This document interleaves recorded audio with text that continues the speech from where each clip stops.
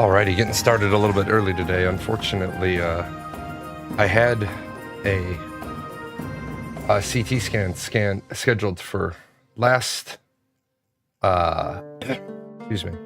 scheduled for last Friday in the morning so I could do the CT scan and not disrupt my show. However, I had COVID that day, and they won't let you get a CT scan when you have COVID. I don't exactly understand why you can't get a CT scan when you get COVID, and I do plan on bothering them a little bit today to try to get a better answer. I'm not saying you should be able to get a CT scan when you have COVID, but it would be nice to know, are you not letting me do the scan because I have COVID, because you think COVID's going to impact the results? Are you not letting me get the CT scan because I have COVID because you don't want to expose everybody else to COVID? Like, I'm breathing in the CT scan and then you have to sterilize it and it would slow your day down. I'm like not mad about it. I'm just genuinely interested because I know if, the person really needed a CT scan. Like when I was in the hospital back in April and I needed a CT scan, they didn't know anything about me. I showed up at the emergency room and within a couple of minutes I was getting a CT scan. There is so much to be seen with the world right now. I was actually really happy to see this on the BBC today. I've basically given up watching American news media. It's all bullshit anyway. It's either the side that hates Trump or the side that panders to Trump. American news media has become what Jeff Daniels said in the newsroom. It's all about airtime and advertisement and column inches. It's so sad. We live in a world, we live in a country, we live in a society that can't actually report on the news. We don't report on the news. We don't do a good job of doing that. I did like right here. This right here from the BBC pretty much tells you everything you need to know about Gaza and Israel, all in one kind of like triangle of news. Upper left-hand corner, Yahoo divides Israel and allies with plan for new military push in Gaza. They're basically now admitting what everybody has said the whole time, that they're going to just take over the whole Gaza Strip. Germany to stop arms sales to Israel that could be used in Gaza after takeover plan approved. So I've been saying this for 2 years now. All of Israel's allies should have told them, hey, we're not going to sell you any more arms, no more replacement parts, no more spares, no more bullets, beans, blankets, band-aids, because you're using it offensively. We're supposed to have a defensive pact with you, and you're basically running around using it offensively. You're using it to kill women and children. Actually, I have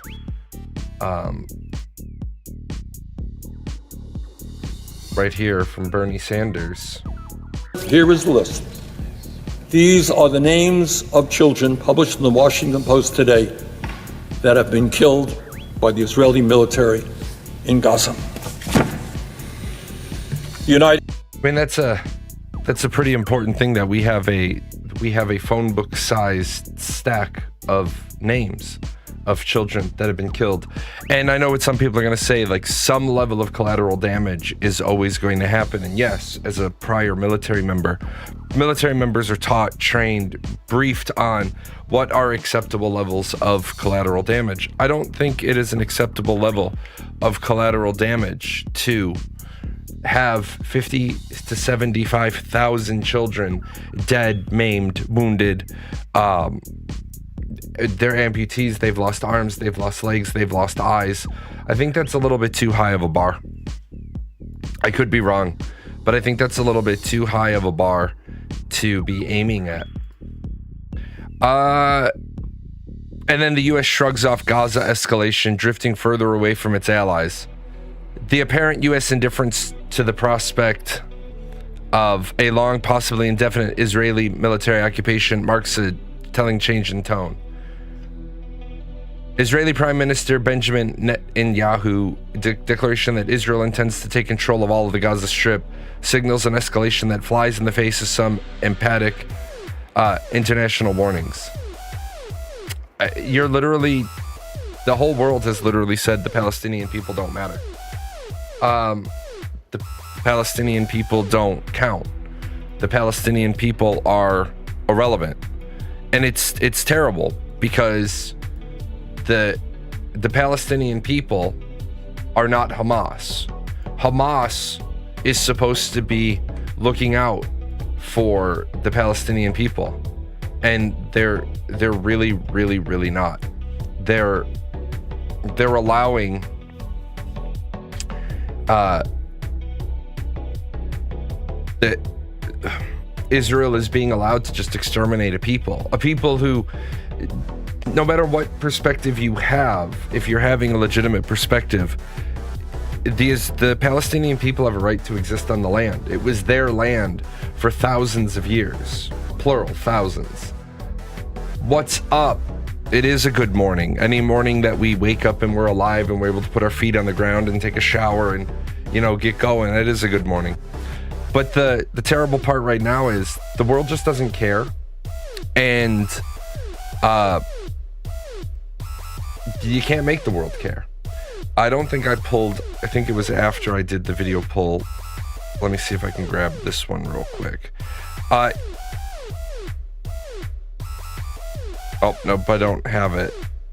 There was an article that I saw where England is going to begin sending refugees back to France. Now, here's the problem. It's now that I've spent some time considering what the problem is. England sending Great Britain, United Kingdom, whichever derivation of it you want to use today.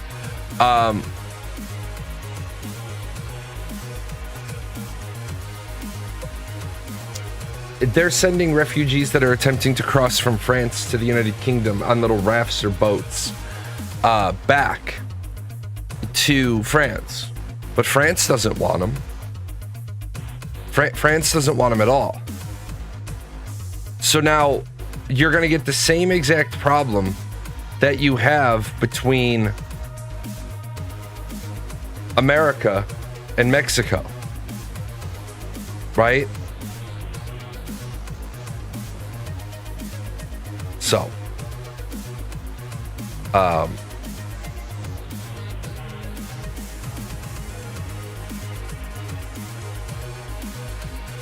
it's also funny to me.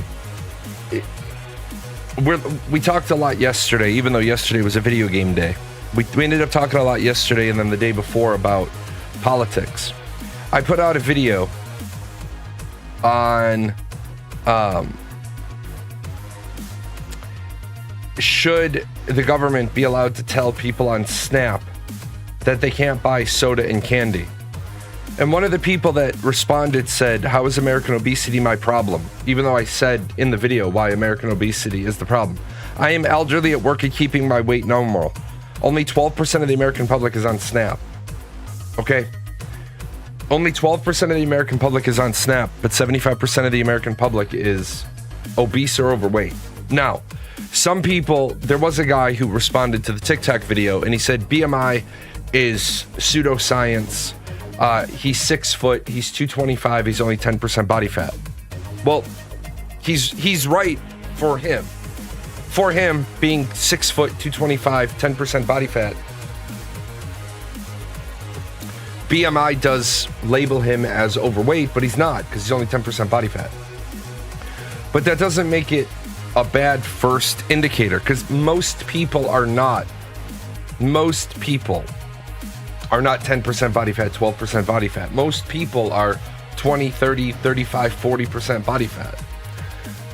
But it's just amazing that people get one fact in their head and they think this one fact defeats every other perspective.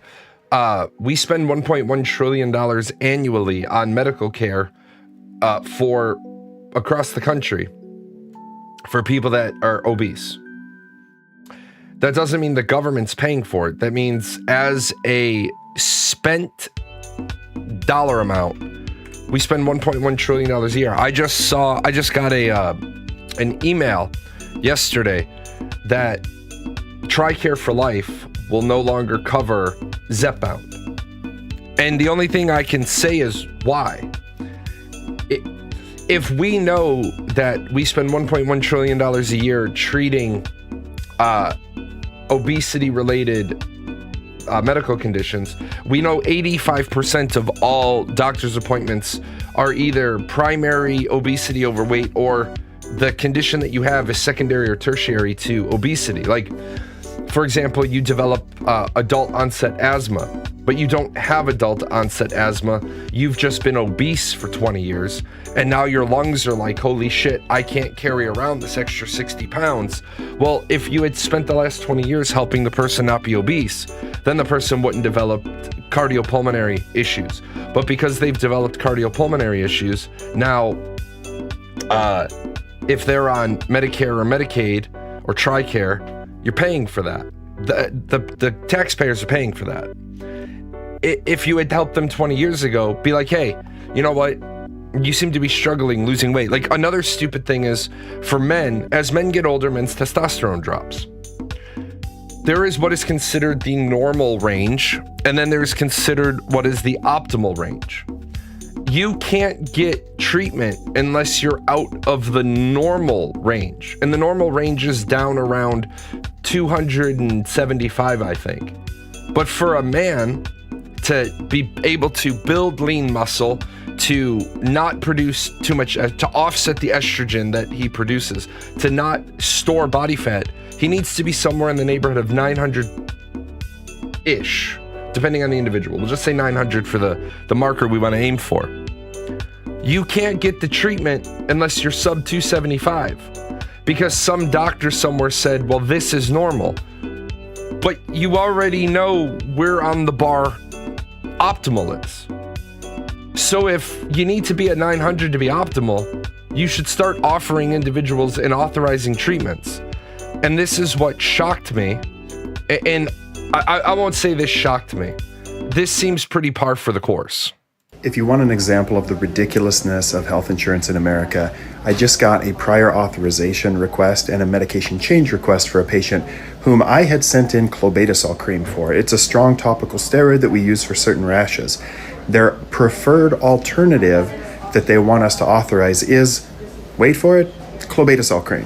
So this is just going through a computer system, and for whatever reason, it doesn't want us to prescribe clobetasol cream, but the alternative that they recommend is clobetasol cream. So this just means that we have to spend more time on the phone working with the insurance company to get them to just send in the thing that they told us we could send in that we already prescribed. Like, what? Like, if I didn't know firsthand from providers that happens, what sort of world are we living in? Right? What sort of world are we living in where you're wasting everybody's time? You literally like, hey, I want to prescribe this. No, you can't prescribe this. You have to prescribe this. It's the same thing. Yeah, but you have to follow our procedure. Because if the doctor doesn't follow the procedure, if the doctor doesn't have the form, if the patient doesn't have the pre-authorization approval, then the patient's going to be out of pocket for it. It's just like, I had to fight tooth and nail to get an injectable medication. I had to get an injectable medication. It doesn't come in an auto injector. It comes in a draw-up vial. So what they did was they sent me the draw-up vial, and there's 200 units in the vial, and they sent me 3 of them because that's a month and a half's worth of that's a month and a half's worth of doses. But my prescription is only for 100 units. And it's a single-use vial. So this particular compound comes in a 100 unit vial. I know it comes in a 100 unit vial. I checked the book. It comes in a 100 unit vial. But they sent me the 200 unit dose, single use. And then when they sent it to me, they didn't send me any fucking syringes. I called them and I said, how are you expecting me to self-administer this? They said, well, your doctor didn't prescribe syringes. So I called my doctor's office and I said, hey, you sent in my medication, but you didn't send in for syringes. My doctor was like, are you serious? I was like, yeah, I don't have syringes for that. They're like, oh no, not you. They sent you an injectable medication without syringes. So then they're on the phone with the insurance company, and the insurance company's like, well, we don't know if we've sent them syringes in the past. Did you prescribe syringes in the past? And my doctor's office, because I followed up with them, they're like, shouldn't you know what you've sent them? Then I get to my pharmacy, and getting syringes out of my pharmacy was a fucking goat rope and a half, because as I've said to people, I'm a recovered addict, but I've never, ever been addicted to injectables because I don't like stabbing myself. So I'm at the pharmacy and my record at the pharmacy is flagged because I've put the flag on myself in case I ever were to engage in drug-seeking behavior with a new doctor. The pharmacy will get it, and the pharmacy will say, we'll call the doctor's office and say, you've prescribed X number of opioids. Do you know this individual is a recovered opioid addict? So I get to the pharmacy and they're like, oh, we can't give you syringes. Why? I need 2. I'm not asking for a box full. They're like, oh, because you have a flag on your file that you're a recovered addict.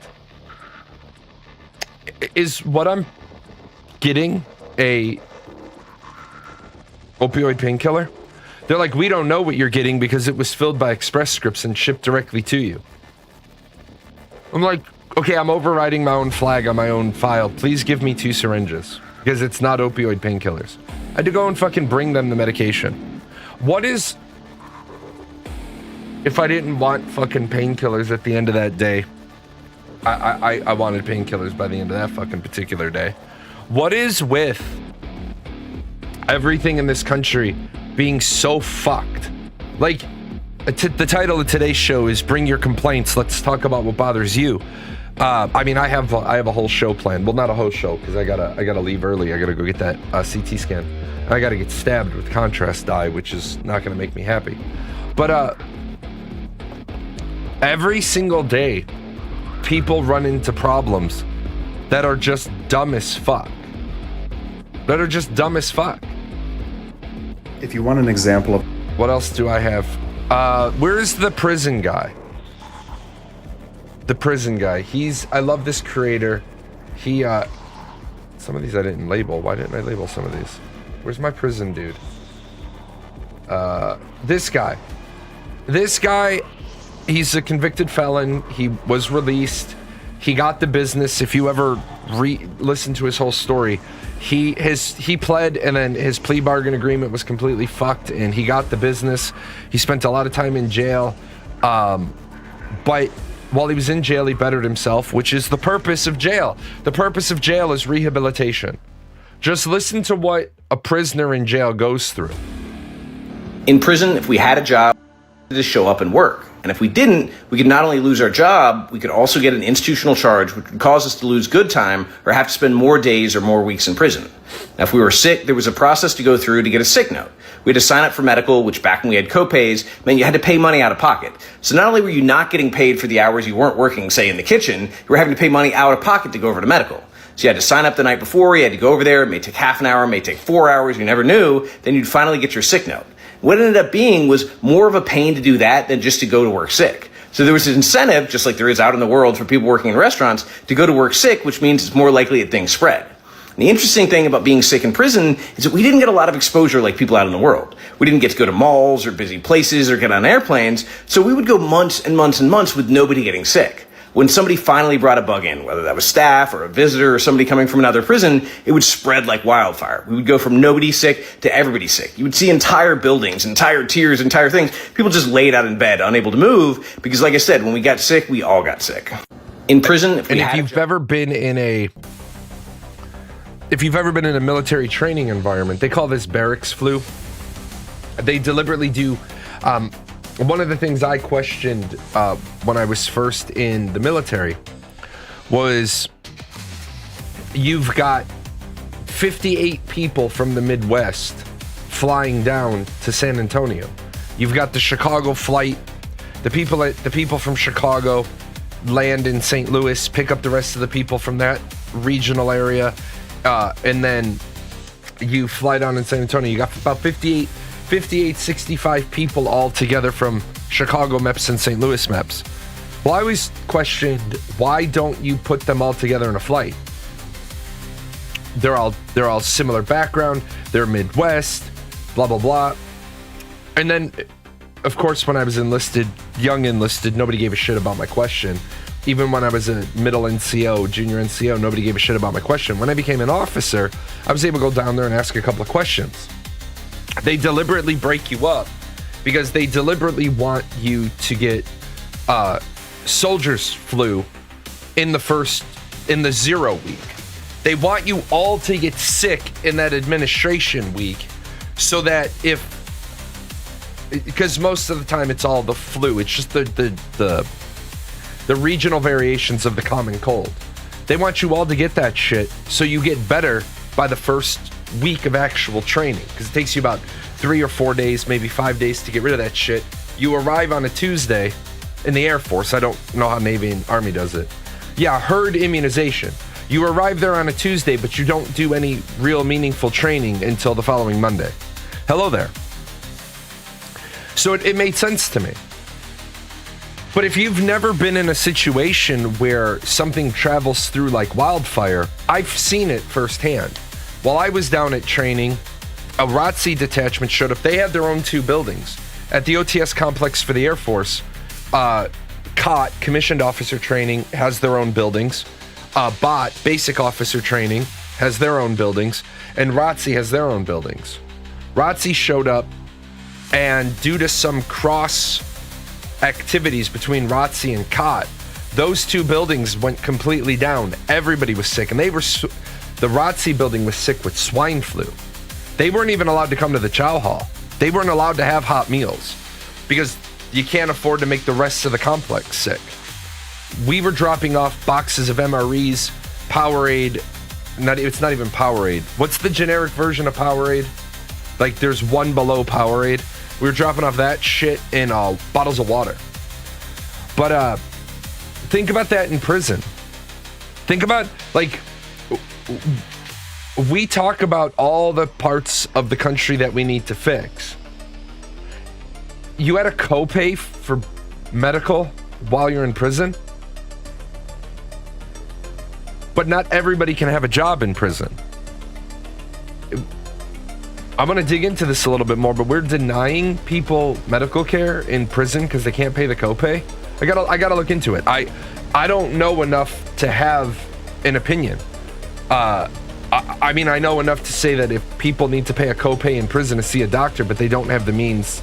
Yeah, I don't know. I gotta dig in. But we wonder why people go to prison and then they come out and they never rehabilitate. Well, no shit. You have to go into debt to see a doctor when you're sick in prison, but you're only allowed to make like 45 cents an hour? Well, what's the copay? If the copay is 45 cents, maybe not too bad. If the copay is $5, what the fuck is that? So this is one of those things where, first of all, President Jalan, I think prisons are too easy. I think prisons are too nice. I think, truthfully, prisons need to be either you're in your cell and you get let out, to get your hour of yard time, because we know, it's pretty straightforward. People don't rehabilitate when they're being abused. You either need to be in your cell or you need to be in classes. Do you have your do you have your GED? Yes or no? When you're processing into prison, do you have your GED? Yes or no? No. Okay. If you are on a program, on a sentence that makes you eligible for good time, a requirement to get your good time is you must get your GED. So if you're not familiar with what good time is, you get sentenced to 10 years. Why can't I draw it? Why can't I write today? So you get sentenced to 10 years. Well, you might be on a program that's 1-for-1 good time, which means you're going to serve 5 years of this prison sentence. And for every good day you have, so if your first day is a good day, then your last day is a good day. Your second day was a good day, then this day was a good day. And so you're chopping off your prison sentence at the end, so you meet in the middle at the 5-year mark and you get out. Well, I would say, you know what? Do you have your high school diploma? If the answer is no, then you must get your GED in order to get all of these good days. Really simple. You have to get it. It's not an option. We could look at the whole idea of, is there even a point of having a 10-year sentence if it's a 10-year sentence, but 1-for-1 good days? It's like I told the story about the guy who was in my 52-week, I taught the domestic violence, the intimate partner prevention program. What it is it's a 26 or 52-week course that you attend. It's called the Duluth model, if you want to look it up. But it's the Duluth model. It's 26 weeks. And at the end of it, it's supposed to take your likelihood of reoffending as a domestic abuser down by 80%. If you actually participate in the program, and you do the journal entries and you're open and honest, you should not reoffend. But of course you can't say that, because there's always idiots who say, oh, I dedicated myself to it, and they still reoffend. I had a guy who, he was with me for 6 classes. He had to do 52 weeks. So out of pocket, he was going to be out of pocket $1,300. He was going to have to spend 90 minutes with me one day a week for 52 weeks. So a lot of time, a lot of travel time. 6 weeks in, he came to me. He's like, this is my last class. I said, nah, you got a lot of classes left. He's like, nah, I came these 6 weeks, and my cousin works at the county jail, and my cousin tells me they're so overfilled, I'm going to go into court on Friday. I'm going to tell the judge I just want to go serve my 364 days. I'm going to try to get a little bit of good time credit because I've done these 6 classes. And then I know the rate that the jail will fill up, the county jail will fill up. I'll only serve about 6 weeks and then I'll be cut loose.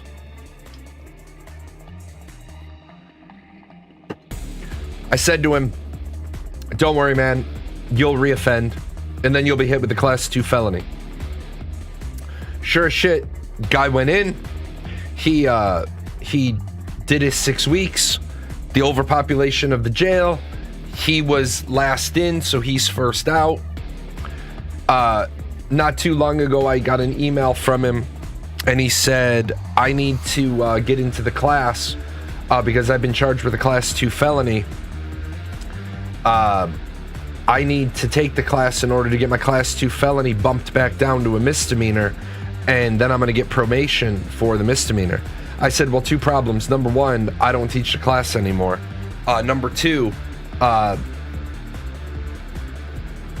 told you would reoffend. You can't heal people who don't want to heal. Some people dedicate themselves to becoming better, and some people dedicate themselves to fooling people into becoming their better. Yeah, you're absolutely right. You are 100%, you're 1,000,000,000% correct. Only you can rehabilitate yourself. Only you can rehabilitate yourself. You can't be rehabilitated. Yeah, some people even fool themselves. Like, for example, the great thing that where people fool themselves.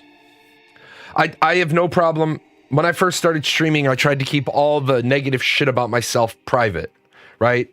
I tried to keep all the negative shit about myself private. And as I streamed long enough, I opened up. I talked about some shit that, isn't great about me. I can't have a drink. I can't have a drink, even one drink. I know this about myself now. Because the moment I have one drink, I don't want one drink, I want 10 drinks. It's a quote from Leo McGarry from The West Wing. As long as I have 0 drinks, I'm okay. I don't have alcohol in the house. I don't drink alcohol when I'm on vacation. I don't need it. I have a plenty good time. I love my life. I'm not depressed. I don't need a depressant in my life. Are you saying that people that drink are depressed? No, lots of people drink and have a great time, but alcohol is in fact a depressant. I don't need that in my life. So I don't lie to myself and say, oh, I can handle it. I have a friend, been my friend for 30 years, is gone mostly cold turkey quitting drinking. Now that she's out of that alcoholic haze, she stepped on a scale and she was mortified. She was absolutely mortified. And it's like, been telling you this shit for years, man. Been saying to you, right? You're gaining weight. Been saying it. And she is about 5'6". She's 220 pounds. I had to look up the actual number. And I said, now that you're done drinking, you'll be able to start losing weight. Your kids are back in school now. You drop your kids off for school, take a 45-minute walk, shower. She works from home. So you have time now to do the good things. She says to me, she's been like sober for about 4 weeks. She's like, do you think I could go back to like having like 1 or 2 beers at night? And she was mad at me when I said, no, you can't. She's like, well, what do you mean? I said, how the hell did you get to a bottle and a half of wine plus some shots every night? She's like, oh, well, I was just depressed. Well, how'd you get there? I said, talk to me in about 2 years. Be sober for 2 years. And then talk to me about, can you have one a night? Speaking of drinking, I noticed that I tend to be okay with drinking less when my diet is better, and I will drink more if my eating habits aren't very good. You're right, because when your eating habits aren't very good, you don't feel good anyway. When you feel great, and this is what, like, this is half of my water content for the day. This one's mostly empty. This one's full. When you are hydrated, when you're eating well, when you're eating light, you feel better. When you feel better, the last thing you want to do is have a drink. Because you're like, that's going to make me feel worse. Your best friend said something to me a couple of weeks ago. I learned that I can't just drink casually. I can't have a beer after work. If I have a beer after work, then I have a 6-pack after work. Some people can have a drink and stop. Some people can't. I can't, so I don't drink beer after work. Absolutely. Absolutely. Cat loves sweater.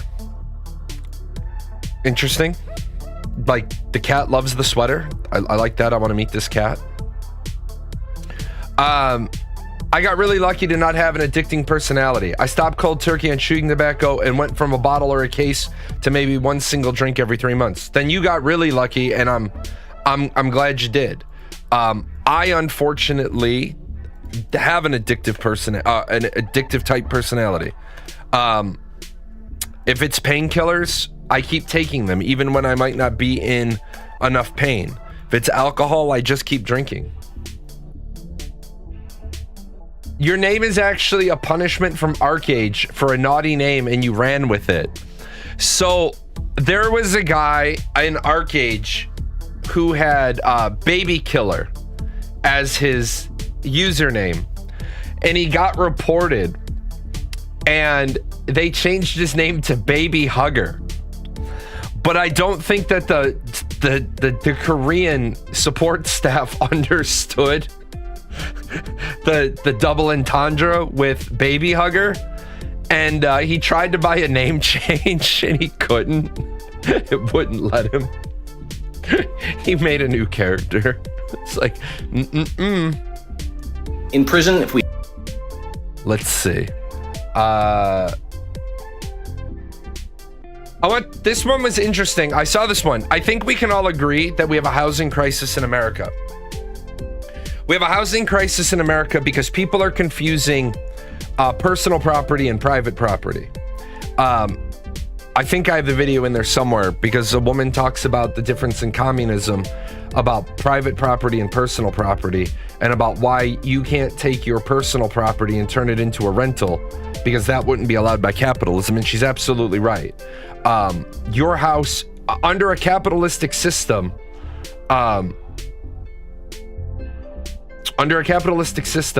your house is for you to live in. It's not for you to then turn into a rental, because in a communistic system, you're allowed to own one house. And then when you're married, your family unit is allowed to own one house, which I don't think is a bad thing. I always say this, I don't want to live in a communistic society, but I want to take some communistic practices and apply them to the capitalistic society. I don't think capitalism is perfect. I don't think communism works at all, but I think we can take some communistic, socialist, socialism, monarchy ideas and bring them in where applicable. Like, there's no, like, maybe if you have health issues, you could get a waiver to have two houses. What I mean by that is my wife and my daughter are allergic to everything. Every fucking thing. Grass, trees. Yeah, we begin the monarchy with J. The only way this works is if I start off as the monarch. But it's gonna be like Bran the Broken, wheelie, cock and legs, no feely. My kids don't become the next monarch, because other than the youngest, I wouldn't trust my fucking kids to run an ant farm. That's just how it is. It might, if you had to like have a second place to live part of the year because of allergies or arthritis or whatever, maybe. But let's just start it with everybody owns one house. So I heard this guy talk, and this guy's spot on. The simplest way to solve the housing crisis is probably to make the original GI Bill applicable to everybody, reinstate it, and don't implement it in a racist way through private institutions. Now, the problem is you can't make it based upon military service, because then it wouldn't expand enough. But you could make it based upon some sort of national service of a year if you wanted to, or just, heck, you turn 22. At that point, everybody gets one government subsidized and guaranteed loan at a low fixed rate to purchase or build a house, up to a certain number of dollars. It's backed and guaranteed by the government, and if you default, the government can take the house. Like, the government just forecloses on you. Now, the government owns the house and can redo it, so you don't lose any, like, the government's not going to lose money on it. You massively expand the amount of housing, and you build wealth for generations, just like we did before. It increases the tax base as well, and helps boost the economy in every single way. And the good part is we can also figure out the things we did wrong. Like, we can build out high-speed rail instead of just building the, highways, and we can make dense urban and planning instead of simply just making suburban sprawl. It's a great idea. It's a better idea. Ready? I would like to, as king, I would like to turn off free money for college. I would like to take all that money that we give to people to go to college to get degrees in gender fucking studies. And I would like to make it so that every American can get a house. I don't want you in an apartment. I also, in order to make it so that apartments are less appealing to landlords, remember, I'm saying this as a former landlord. if 6 families live in the same geographic footprint that one single family home is on, then the landlord should be paying 6 times the property taxes. See, somewhere along the line, we've fucked our entire society. Do I want to have property taxes? No, I don't want to have property taxes. I don't want property taxes, right? I don't want property taxes. But until we get off of them, we need to make sure they work right. So I build a house right here. 1 family lives in here. 3 people, right? My property taxes are $8,000 a year. In this same footprint that my property sits on, you could build a 3-floor, right? Side-by-side double stack, put 6 families in here, effectively put 18 people in here, but the landlord is only going to pay about 2 to 2.5 in property taxes. Does anybody see the fucking problem with trying to build a community around a dwindling property tax base when everything is based on property taxes? Roads, police, fire, ambulance, schools, what you offset for sewer, water, power, gas, utilities, mailman. All of that comes from this. So when there's an incentive for landlords to build apartments rather than single family homes, then you wonder why your local area doesn't have any money. There's 325,000 kids in the Chicago public school system. It's an acreage calculation. It's not just an acreage calculation. It's a zoning calculation. Because the single family home is zoned R1, residential, 1 building per property, right? It's taxed at X percentage rate. The X percentage is of the home's value, but not the market value. Which, if anybody's familiar with how this bullshit works, you have to, when you buy or sell your house, you have to pay the bank to pay an appraiser to do an appraisal on your house. Yet the house you're buying resides in a county that has a tax assessor's office that's already based an assessment on what the house is worth. Shouldn't you be able to go to the county website at any given moment on any given day and plug in a number to see what your house is worth?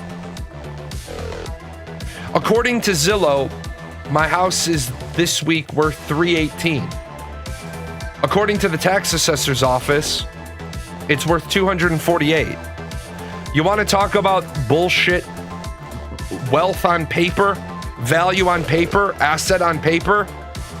What the fuck is that? But when you have an apartment building, what you have is this building would be like R3, right? Or it might be R4. If it's a duplex, it's R2. Residential R1, 2. It's 1 building, 2 family allowed to be in. Now, what you said is acreage calculation. Acreage calculation does factor into it. And this will scare the shit out of you.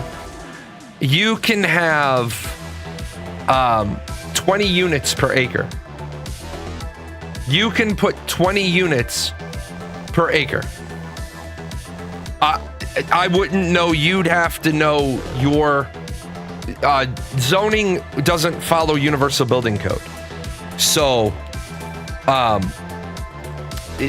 like what might be R1, 2 in my area, your area might not even have that. Like each state has their own zoning. In fact, some counties in this state, I had to relearn Southern Illinois county zoning because it's different than Cook County. There's a land value component and an improvement component. Yes, absolutely. There absolutely is. But there shouldn't be. There should be, this is the total overall value of the property. This is what the land is worth. And I get that. But I don't want property taxes. I don't want property taxes. But without property taxes, how do we pay for schools? How do we pay for roads? How do we pay for the police? Well, income tax and sales tax. I prefer sales tax. I prefer sales tax because I think it's bullshit that you can own your home. You can actually own your home. There could be no lien holder on your home, but you can still lose your home because you haven't paid the taxes, the value of your property. But like I said, in the last 10 years, shit, I've been here 10 years already. In the last 10 years, my property has just about doubled in value, right? I would imagine in the next 18 months, well, not 18 months, 11 months, I would imagine in the next 11 months, in the next reevaluation of my property, my property will have doubled in 10 years. That's fucking crazy. But what else has doubled is my property taxes. I just don't want to pay taxes on every part of the economic process. This is where you are absolutely so correct. You get taxed on it when you earn it. You get taxed on it if you save it. You get taxed on it if you invest it. When you invest it, if you make money on your investment, you get taxed on the money you made when you invested it. If you put it in the bank and it earns interest, you pay tax on that. You pay tax when you spend it.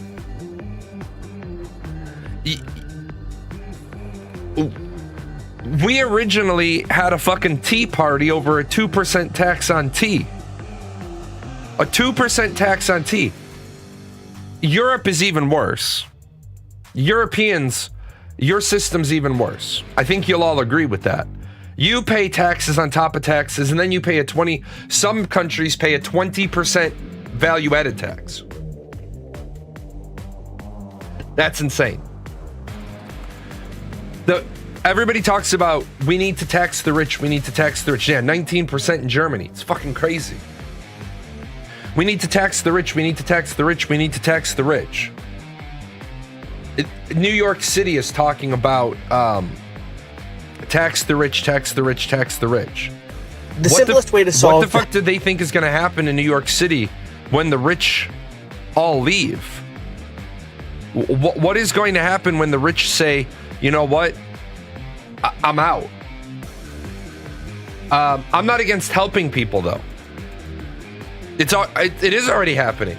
The rich people in New York are like, you want to do what? You want to tax us even more? We'll leave. We've already tried taxing the rich. It doesn't work. It's like the people that, when I say this, people get mad at me. Trickle-down economics works. It just doesn't work the way you want it to work, but it works. How many people have made millions of dollars because of Tesla, SpaceX?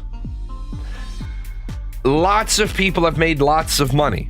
There's Tesla dealerships. People have been paid contractors have been paid to put in Tesla supercharging stations.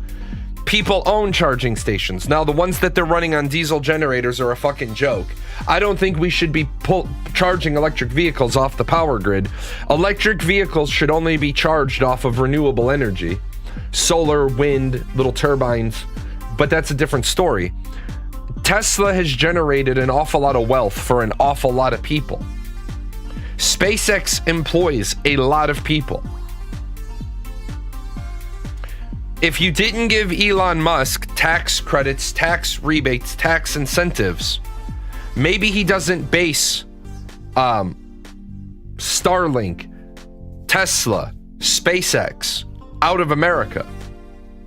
Remember, you're not getting a cut of his money, and you want a cut of his money.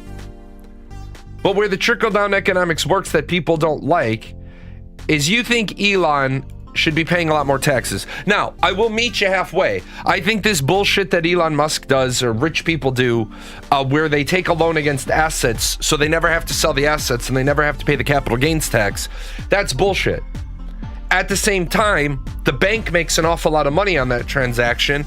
And when the bank makes an awful lot of money on that transaction, the bank is able to give mortgages and car loans and personal loans and small business loans.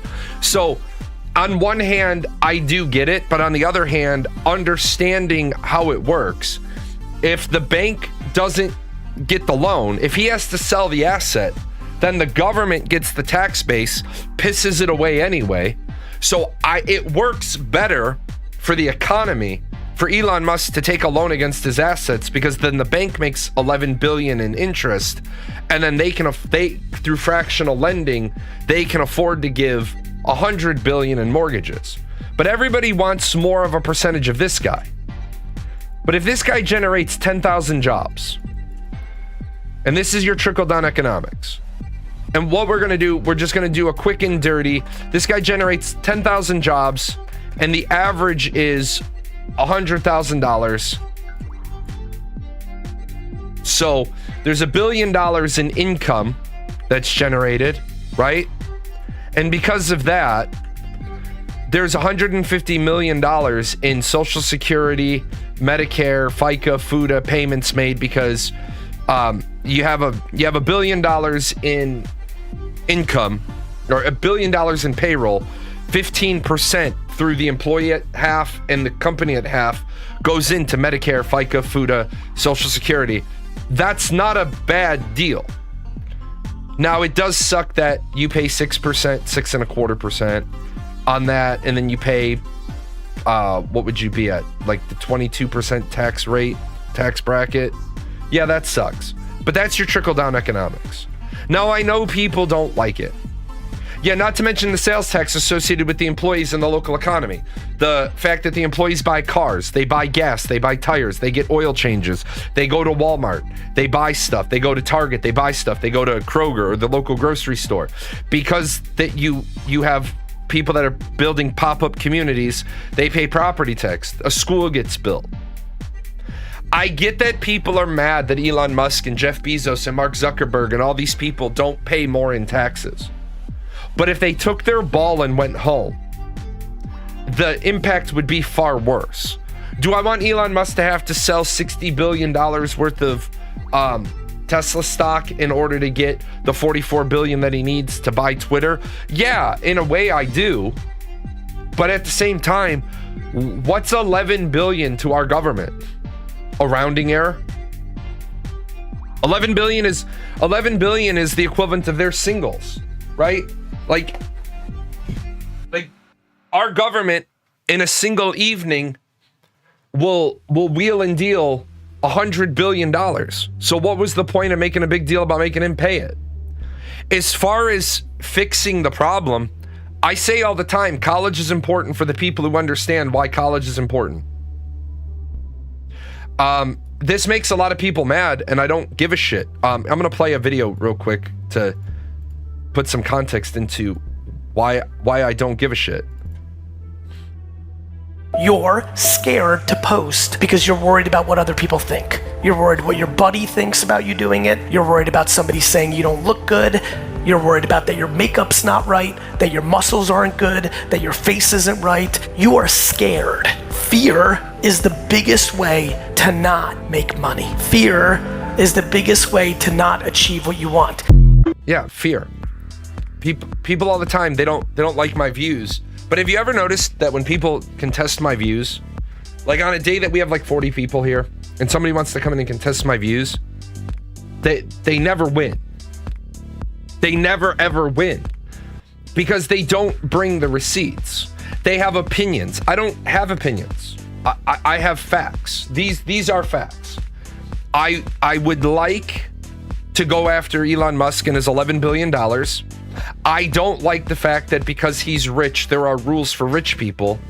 But when I break it down, I understand he contributes through trickle-down economics way more than $11 billion to the economy. when it's all said and done, most people don't have 1 month's salary in the bank. This is just a fact. Most people don't have 1 month's salary in the bank. Most people have never been taught what the saving pyramid looks like. I heard a rumor that Israel actually announced, yeah, they did. It's not a rumor. They literally said it. They voted on it. You should have $1,000 in the bank. And then after $1,000 in the bank, you should have 1 month's bills in the bank. Then 3 months' bills in the bank. Then 6 months' bills in the bank.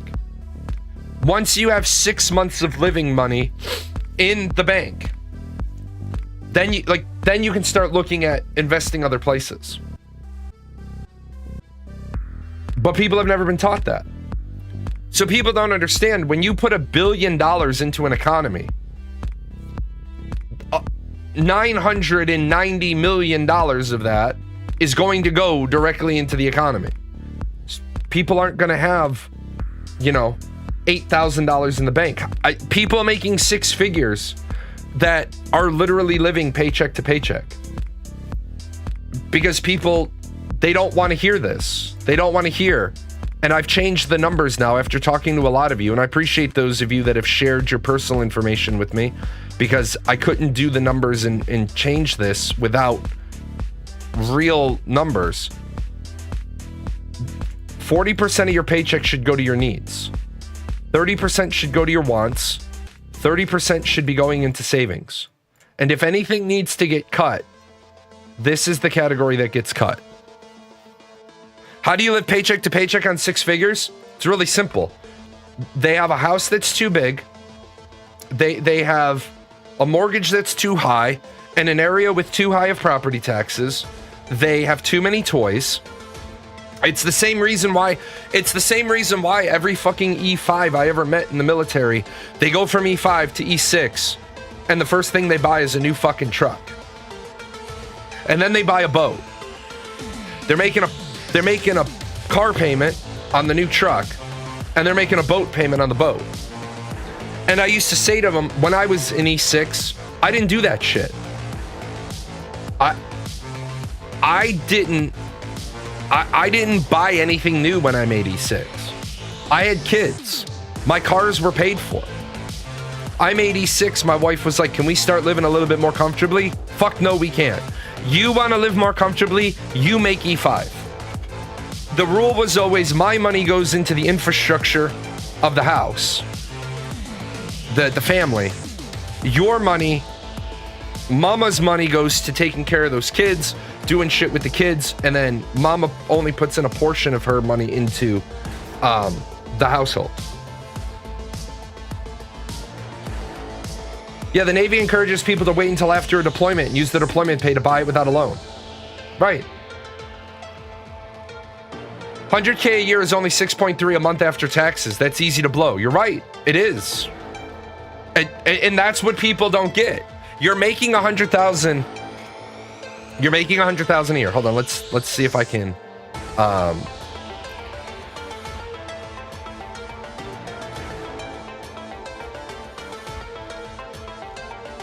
I'm gonna do.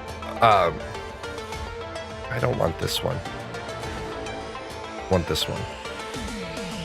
So we're gonna use $100,000 a month, and we're gonna do married because we're married. We're gonna say that we're putting $1,000 a month into our. We're gonna say we're gonna put 12,000. Oh, we won't do 12,000 because we're gonna do our IRA as well. We're gonna put 6,000 a year into our 401k, and we're gonna put 7,500 into our IRA contribution. Number of state personal exemptions. Cool. So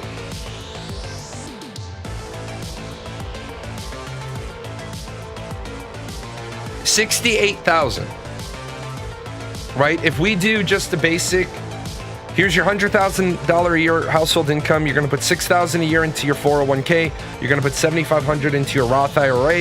If you don't know why, I can explain that, but that's how you're going to do it. That is the max, right? I can't use a Roth IRA anymore because I don't have earned income. I think it's $7,500 now. $7,000. So that leaves you $68,000. You take that $68,000, right? You divide that by 12. That's $5,600 a month.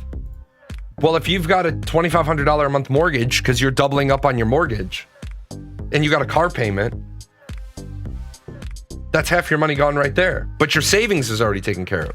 Now your savings is only half of what you should be putting in. But a lot of people aren't doing this piece, right?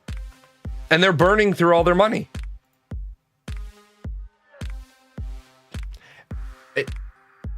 You don't really get a raise unless you save it, else you're just spending more. That's how you always seen it.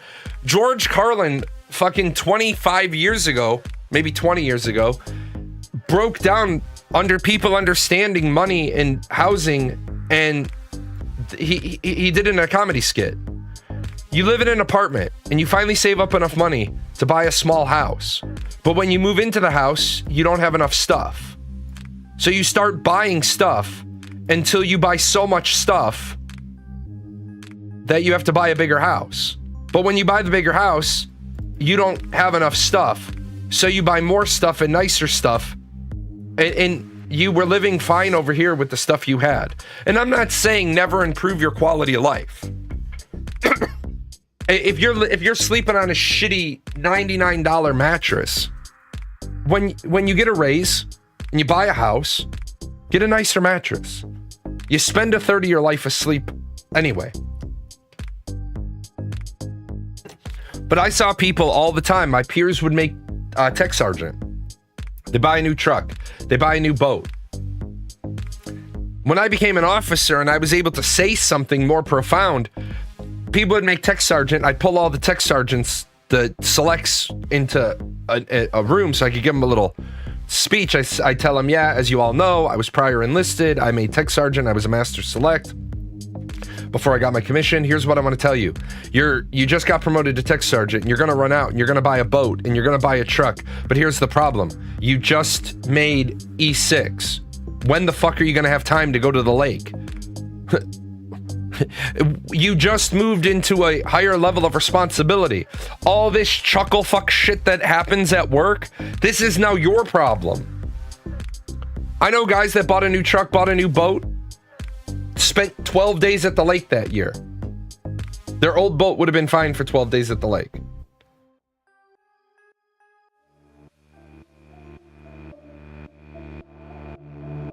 You knew an E6 who was married to a federal investigator who worked in San Fran. They were not co-located. He lived on base and put 100% of his paycheck into his 401k and his IRA until they maxed out. So he wouldn't get paid anything essentially until like May, when they stopped his contributions because of being at the annual cap. Yeah. It always amazed me, people in the military who weren't putting anything into their their TSP, their thrift savings plan. Now, I didn't use the TSP.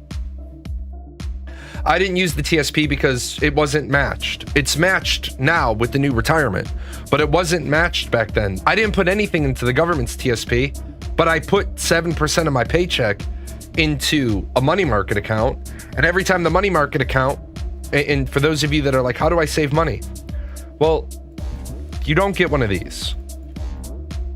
These are bullshit. Get a money market account. It's a savings account that once you have about 15,000 in it, pays a couple of percentage points, which is better than the 10th of a percentage point you're getting on your savings account. Every time this gets up to about 25,000, put it into a CD. If you're worried about needing money, split it into 4 CDs.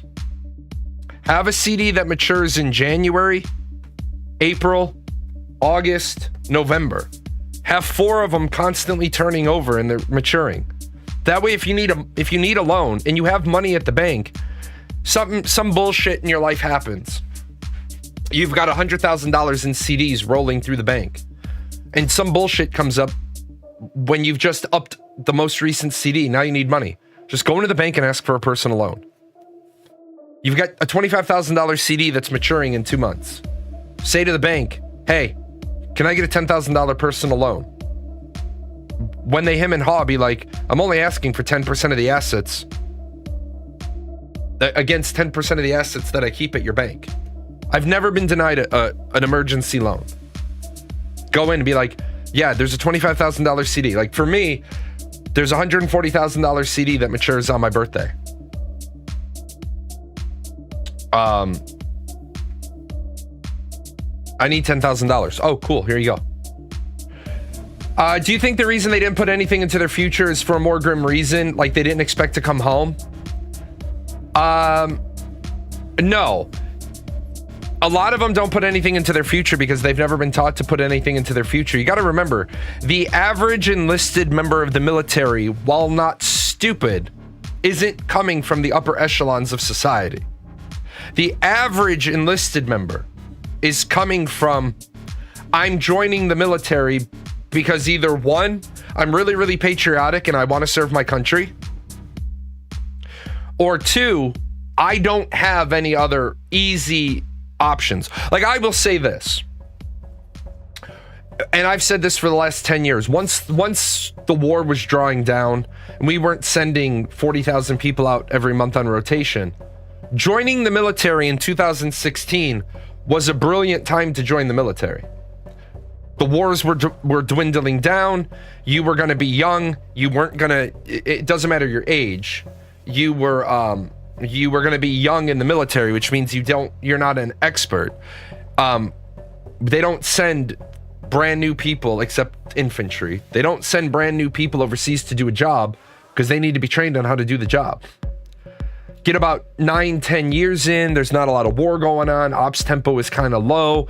Purse tempo is going to be high. There's going to be opportunities for advancement. Lots of people go into the military for 4 to 6 years to get their GI Bill. The really smart ones go into the military for 6 years, so they get that bump in rank right out of basic training. Then they get a bullshit Pop-Tart job where they're in and out of training in 6 to 8 weeks.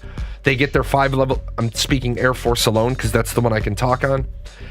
They get their 5 level within 3 months, and then they spend the rest of their time on active duty, going to college using their tuition assistance. They're studying for CLEPS. They're studying for Dantes. They walk out. I know people that have walked out after 4 years in the military with like 4 bachelor's degrees. Because you start majoring in something, at the halfway point, you change your major because you're allowed to change your major once. I don't know if the rules have changed. You change your major once, so you have like 3/4 of all the shit you need done. Then you change majors. You finish that major. You finish out the other classes with CLEPS and Dantes, and then you just start going through the CLEPS and Dantes book, taking all of them. As long as you pass it on the first time, it's free. I know enlisted members that have walked off of active duty with 400 college credits. Then they use their GI Bill to go to grad school. The majority of the enlisted enlist because of fiscal security and economic advantage. Yeah, you join the military, you serve for 6 years, you get your GI Bill, you get your VA home loan. Even if you're only going to serve 6 years, you go in, you get a tremendous head start on life.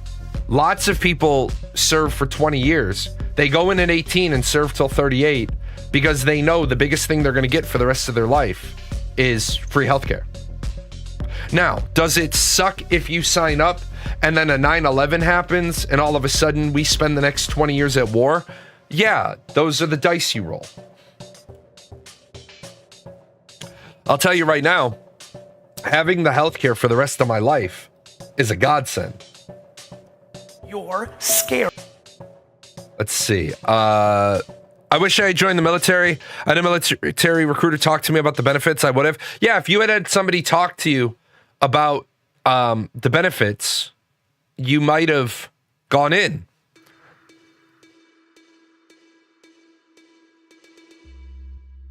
I want to talk to you about this one for colleges.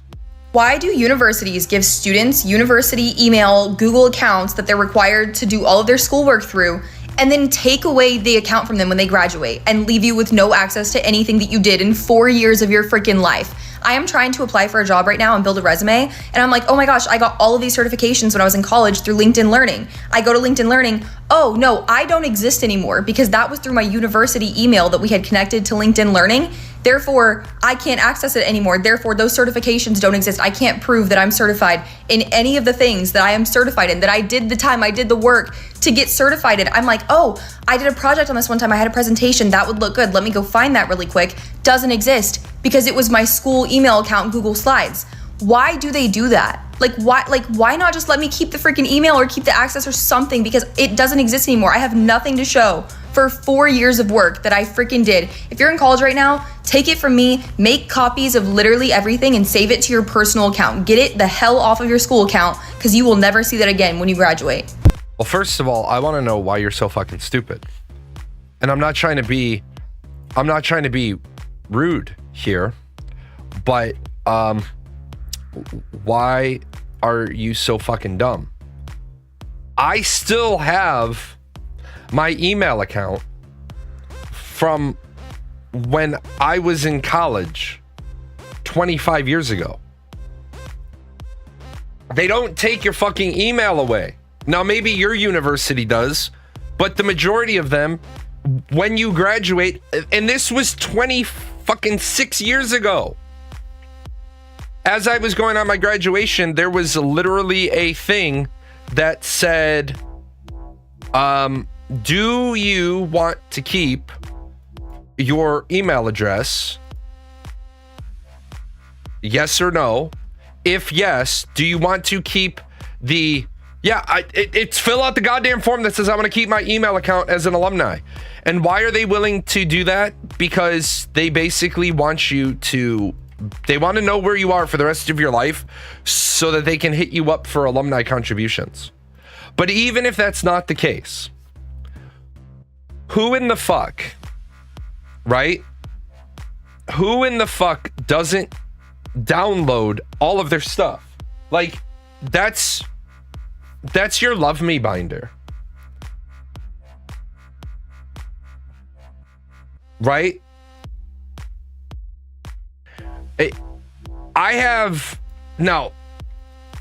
I will be honest, when I got retired, I didn't download shit, right? I didn't download anything because I knew when I got retired that there were only two possible outcomes. In 2017, in September of 2017, I was right there. My future was only two things could happen with my future. Number one, I would return to duty after 1 year. I would be returned to duty, or I would be permanently retired. If I was returned to duty, all of my certifications, all of my training would still be there, or I would be permanently retired. I didn't download shit because I knew the likelihood of me being returned to duty was minimal. I just had my most recent psych evaluation, and there's no way I will ever be returned to duty. Like, first of all, I'm too old now. Second of all, I'm too broken. I have too much shit wrong with me. But this is you leaving college. This is literally you leaving college. Why would you not have a record of everything you've done?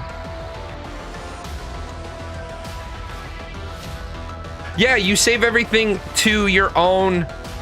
You save everything to your own. Your own email account. Like, one of the dumbest things ever was when I left the military. They were retiring me, but I still had to do. Well, you can't use external drives. Not everywhere allows you to use external drives. That is one of the things I've seen at some college campuses. You have to do all of your work in your Gmail drive or your Google Drive because you can't bring jump drives in with you. But still, you just mail it to yourself. But one of the things that I had to do transitions assistance. Yeah, you can share. Well, that's not true either. Yes, I understand traditional Gmail accounts. You can share folders between accounts. I actually can't share my university drive to any non-university account. And so that is because like our Gmail account is mymail.sxu.edu. And yes, it's managed through Gmail, but it's an organizational box. And the head of the university, the head of tech, has it labeled as you cannot share at all outside of the organization. So like, yes, it's a giant pain in my ass. I can't even do the Gmail mail forwarding. Like I have like 8 Gmail accounts for the business. They all route to one email box. And when I reply to them, they reply as the original account. So like Jalan at paradoxgaming.net versus support at paradoxgaming.net. Support, all the email accounts go into support. But if I reply from support, but it was an email sent to Jalan, it'll go out from Jalan. So if I can set that shit up, I'm a fucking caveman, right? If I can set that up, anybody can. But I could go in and make it so all the other external Gmail accounts can't go into it, which is what my university has done. But even then, who the fuck doesn't build a Love Me binder? Who doesn't download their certificates? Like that, where is the personal accountability? And that's where I think is what's going on with, why aren't you collecting everything from your junior year and applying for internships? That way you prep for applications. Like, why are we not teaching people resumes? That kills me as well. I just helped a buddy of mine parse through resumes because he's completely swamped. As I parsed through resumes, it was fucking terrible. Like, it was fucking... Seeing people's resumes are fucking terrible. Right? People putting these education sections that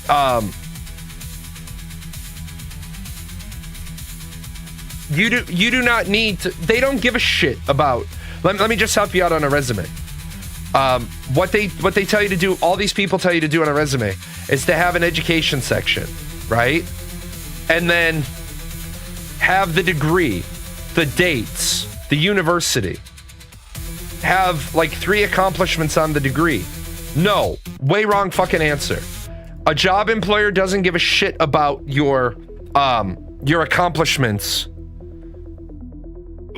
under your university. This is your education section. This is all the fuck you need in your education section. Education, master's degree in education, bachelor's degrees in history and poli-sci. Here's the university, here's the city and state. That's fucking it. I've used 4 lines of my resume. That's it. People with they do their experience, right? Oh, let me make sure my name's not. They do this experience thing where they tell you, take each one of your jobs, and then put 3 bullets underneath each job. Fuck that. No, don't fucking do that. List the history of all your jobs, what you did and the dates that you did it, and then your performances, right? I haven't taught since 2007. I'm not going to have any relevant fucking bullets to put there anyway. Led teams as large as 75 or as small as 5 and delivered outstanding results every time. Boom. That's it. Why? Because if they ask me about that, it's on one of my OPRs. Or it's on 2 of my OPRs. There's literally a guy who said about me, delivers quality results every time. Boom. Remember, your resume is one thing and one thing only. Your resume is the fucking golden ticket out of Willy Wonka. It's just getting you inside the gate of the chocolate factory so you can talk to Willy Wonka and do an interview to become the new manager of the chocolate factory. That's all the fuck your resume is. That's all the fuck your resume is. All these people that are telling you to spend hours and hours and hours and hours and hours to build the perfect resume. Yes, build the perfect resume. And then use it. What you said is best resume advice. Know people to hire you. Yeah, you're absolutely fucking right. Know people to hire you. Network, network, network, network, network, network, network, network. Do you know the greatest thing you can ever do? Like, I wish I had it. I don't have it anymore. I had this big, thick Rolodex of business cards. I had a fucking old school Rolodex. If I needed something, I would just go into the applicable. I didn't sort mine by last name. I sorted mine by their job function, what they did. I would just start calling people. On the back of the business card, I would write down like a little blurb about them. Like whatever little factoids. Because most people hate their business, their life in business. 70% of people hate their, 70% of people don't like their job. 19% of people actively despise their job. I used to call people all the time when I needed something. Hey, Chris, how's the wife? Who is this? Oh, it's Jay. Oh, hey, Jay. Like that, like they kind of know me, but kind of don't.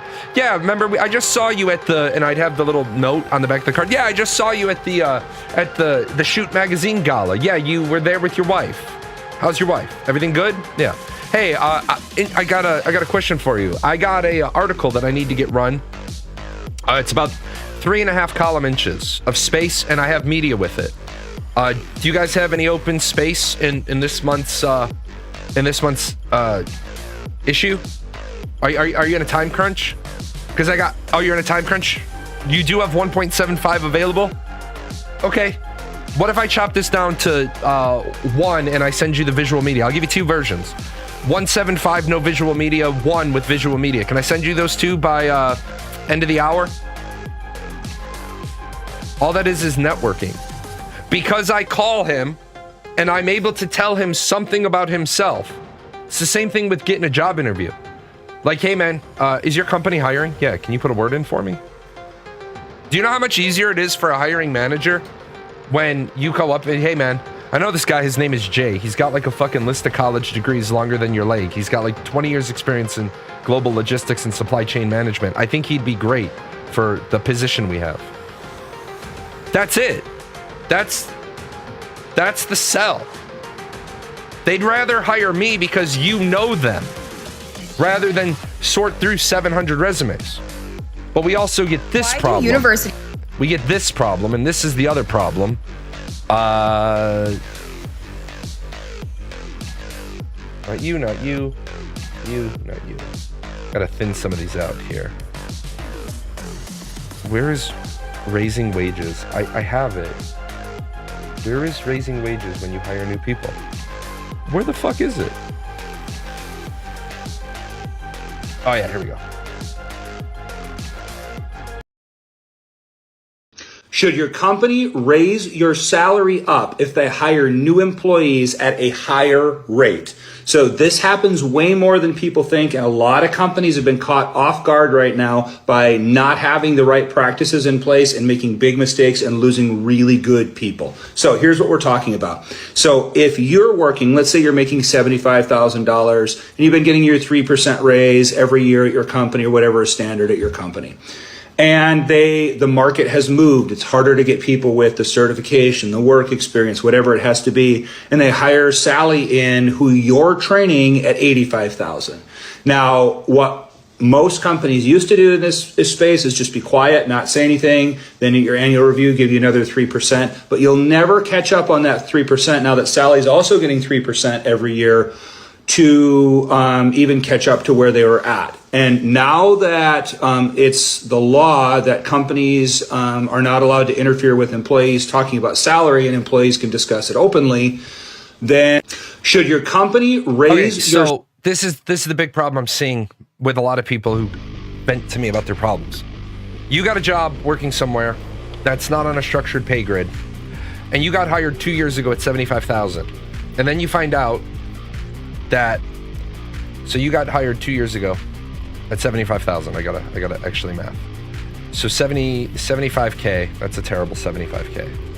75K, and then you went up to 77.25, and then you went up to 79,567. But then what happens in this year, they hire on a new person at 85,000. Well, first of all, companies that do this don't understand this is why they have to keep hiring new people. Okay.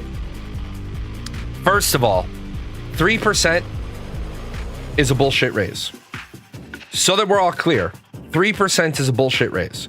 If you're getting a 3% raise from your job, they don't value you at all, in the slightest.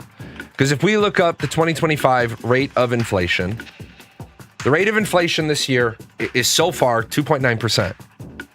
So if they give you a 3% raise this year, they effectively only gave you a 0.1% raise.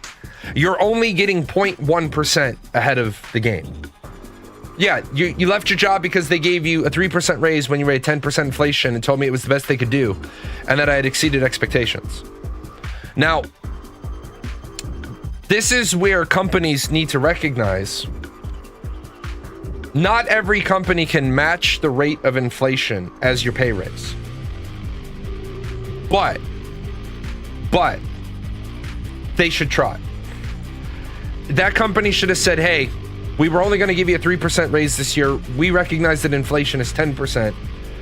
We're not exactly having record-breaking profits.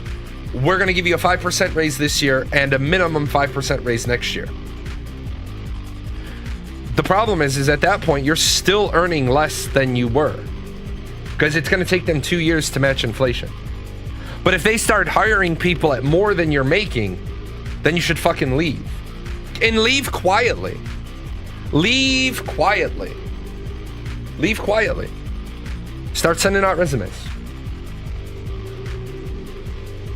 Friend of mine found out the ones she was training at the company, she got paid more than while in training. She got pissed like no tomorrow, got told nothing they could do on her pay, so she quit on the spot. A couple of months later, they found out they couldn't find anyone else to fill her spot and had to hire her as outside help at 5 times the rate. Yeah.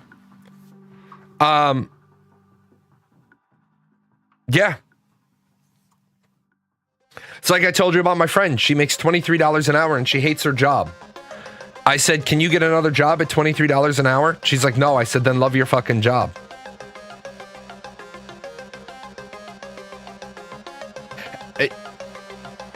I know today's show is sounding an awful lot like a motivational spiel, but the game is the game. You gotta play it. The game is the game. Capitalism is the game. You gotta play. If you have a skill set that allows you to go out and make $75 an hour, then go make $75 an hour. I've said this. I was poor, I was rich. I was poor, now I'm rich. I've been rich and poor. I will choose rich every day of the week. Because what I will tell you is, even having COVID and a sinus infection and impetigo, I was still having fun at Disney World. Sick as shit, sweating balls, sweat falling off of me, waiting in line. I still wasn't sad at Disney World. I will take being rich every day of the week and twice on Sunday. Because being poor sucks. I will be rich and be sick in line at Disney World. Now, if I'd known that I had COVID, I wouldn't have gone. I thought I just had a sinus infection. Should your company... But yes, your company should absolutely bump your wage. Let's see. This one made me smile. You guys know that I'm a big fan of... I am a really, really big fan of First Amendment auditors. I'm making sure that you do not use my image in any of your content. That's going straight on YouTube. That's going right. I don't give a f- about YouTube. I don't care about social media. What I just go ahead, break the law. That's what you'll be doing. Do you know that? No. Do you? Inform me. So you're not allowed to film in a public area. It's called right of film. Well, first of all, there is no such thing called right of film. If I come up to you and I say, hey, you can't use that. Why do you think they have waivers when they do professional shoots? Well, when they do professional shoots, those waivers are against economic compensation. In a one-party consent state like Florida. In a one-party consent state like Florida. Florida is a two-party consent state. So, this is where I say some of these people who go out with a camera who don't know what the fuck they're talking about. Florida is not a one-party consent state. Florida is a two-party consent state, which means, right? Which means you have to inform me. Appreciate the follow. Except really weird username. In Illinois, in Florida, in two-party consent states, you have to inform the other person that you are recording a conversation. Now, does that change a little bit when you're in public? In Florida, Florida has some of the most robust privacy protection laws, and in Florida, there are places that you don't have the right to record somebody in public, because Florida law states that this area is an area where privacy is there could be an expectation of privacy. Now, I know a lot of people talk about, well, the Supreme Court has ruled. Right, the Supreme Court has ruled, but we have to remember what the 10th Amendment states. The Supreme Court has ruled that you cannot trespass the eyes. But in that ruling, it states you cannot trespass the eyes. So if you can see it, you can record it. But that in no way invalidates Florida law, where they have expectation of privacies in particular situations. Now, I don't particularly like ambiguous law. I think ambiguous law is really, really dangerous. I can tell you that in Illinois, because I'm here, so I know the law where I'm at. If I'm out recording an area, if I'm already recording an area and you walk into it, I just have to say to you, hey, just to let you know, I am recording. And if that person says, I don't want to be recorded, I'll be like, well, then step out of the frame where I am already recording, because I am notifying you I am already recording here. And in Illinois, I've done my diligence. Now, the inverse of that is where there's not any good like case law or precedent. If you're sitting in the park and you're suntanning, and I go to the park and I start recording, you were already there. We talked about this the other day. Morality-wise, good society-wise, I won't record you suntanning in a bikini. With that said, the law states I just have to inform you I've started recording. Now, I've seen this happen. Young girls out playing sand volleyball, wearing bikinis. Guy shows up, starts recording them. We have a sand volleyball court in our town, and this has actually happened. Young girls wearing skimpy little bikinis, playing sand volleyball. They're all under 18. Guy starts recording them. A little bit of a perv, a little bit of a creep. We needed a bat and to take care of that shit. But the cops roll up, and the cops say to him, you can't record them because they're minors. And he said, they're in public. They have no expectation of privacy. And he said, well, it's exploitation based on how they're dressed.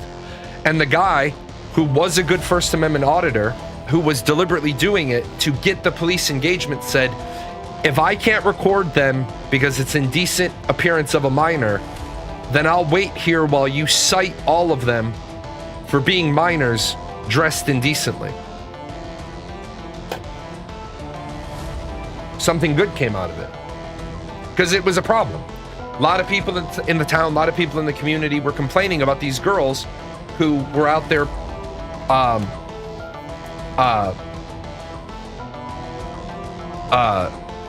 playing sand volleyball inappropriately dressed. Indecent exposure is a fucking crime, except then we get into that, and then you get the police officer there with the little guidebook, and he's trying to figure out if it is indecent exposure, and it's not. So the First Amendment auditor was like, so you can't cite me for anything if you can't cite them.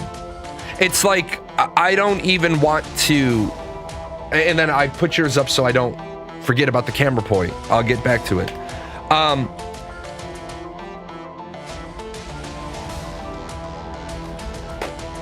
We live in a world where people's feelings are they think their feelings dictate the law and drive the law. We have an awful lot of laws that were written for the wrong reasons.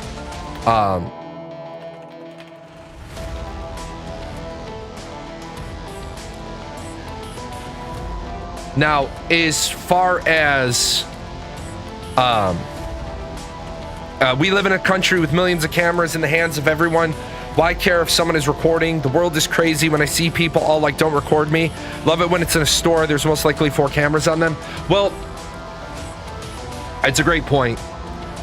First of all, you have no expectation of privacy in a private business. People don't understand expectation of privacy. Expectation of privacy is when I am in a certain area. I expect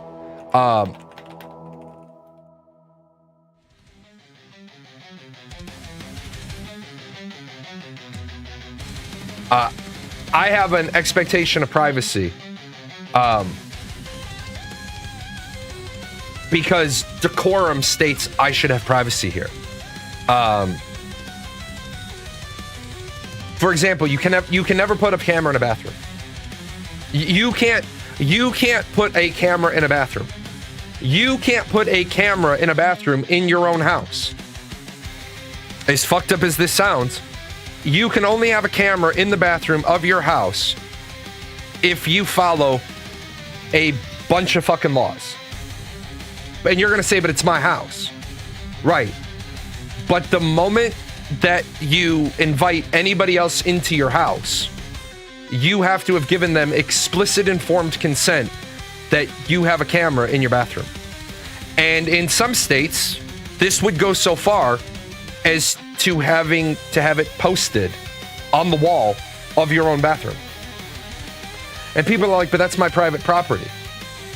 You're right, but it only remains your private property insofar as you don't allow members of the public into your private home. If you live by yourself, right? Yeah, not that so-called bathroom reviewers don't take cameras into bathrooms and fucking videotape other people. Right, exactly. And the problem is, I talked a little bit about it. Personal property versus private property. It is your private property, but the moment you open it up to members of the public, certain laws follow people. Certain laws follow people. For example, I live in Illinois. Illinois is a 2-party consent state. You come onto my property, and I have cameras with audio monitoring capability. I have to inform you of that. Not only do I have to inform you of that, I have to get permission, generally in writing, to record you. And people are going to say, well, it's my house. It is your house. But they don't leave their rights at the door the way the law is written. Well, they consented when they entered. No, because that particular law doesn't have implied consent. That particular law only comes with explicit consent. And for those of you that don't know what implied consent versus implicit consent is, when you have a driver's license, I don't know of a single state that this isn't valid. When you have a driver's license, you have given implied consent to surrender that driver's license to any law enforcement officer that requests your driver's license. The only state that I know of a difference now is California, which has passed a legislation above it where the officer has to tell you why they're stopping you at the beginning of the traffic stop. I got pulled over once because they ran my license plate. The cop pulled me over. He walked up to me and he's like, tell your dad to turn himself in. And I looked at the cop and I was like, what the fuck are you talking about? He's like, your dad has a warrant. Tell him to turn himself in. I said, my dad doesn't have a warrant. And he's like, is your dad so-and-so? That's my dad's name, but my dad doesn't have a warrant. The cop's like yelling at me. He's like, can I just get your business card? Can I get the stop number card? Because that's what my lawyer had trained me to do. Can I get the stop number card? I didn't even go home and tell my dad. I just stopped right by the lawyer's office. As I was driving past, I stopped in, swung in and said, hey, Bernie, yeah, I got this stop number card from an officer, said my dad has a warrant. My dad's lawyer, it's like, your dad doesn't have a fucking warrant. It's some other guy with the same name. Well, that's how they used to do it in the old days before warrants were attached to the file. They'd see it, they'd see the name, they'd remember seeing a warrant for that guy's name, they'd run the name. It's all bullshit. But there's people out there that'll say, I have an expectation of privacy on my license plate. No, the fuck you don't. Your license plate isn't even your license plate. The license plate doesn't belong to you. It belongs to the state. It's not your license plate. It's their license plate. You really only have full privacy on your own property. Once you step off it, expectation of privacy drops fast. And if you're on someone else's privacy, a lot of your rights are limited by both law and whatever rules they set. Yeah, absolutely.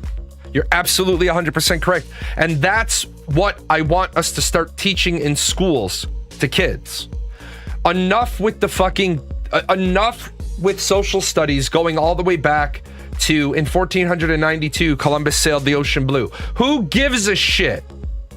Who fucking cares about Columbus sailing the ocean blue at this point? Let's do American history this way, right? Semester 1, the Declaration of Independence and breaking away from England, all the way up to and including the rewriting of the Constitution, explaining to people what the Articles of Confederation were. Semester 2, the Civil War. Let's make sure that we hit the Emancipation Proclamation. Semester 3, the Civil Rights Movement. Semester 4, let's talk about your fucking rights.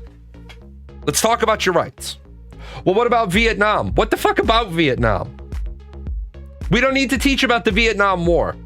We're not fighting the spread of communism anymore. Remember that day that the Berlin Wall fell down? That was the end of fighting the spread of communism. Here in Denmark, you don't own your driver's license. It's lended to you by the police. This way, the police can always demand to see it as it's legally there. It makes a lot of bullshit much easier. I don't think it makes it much easier.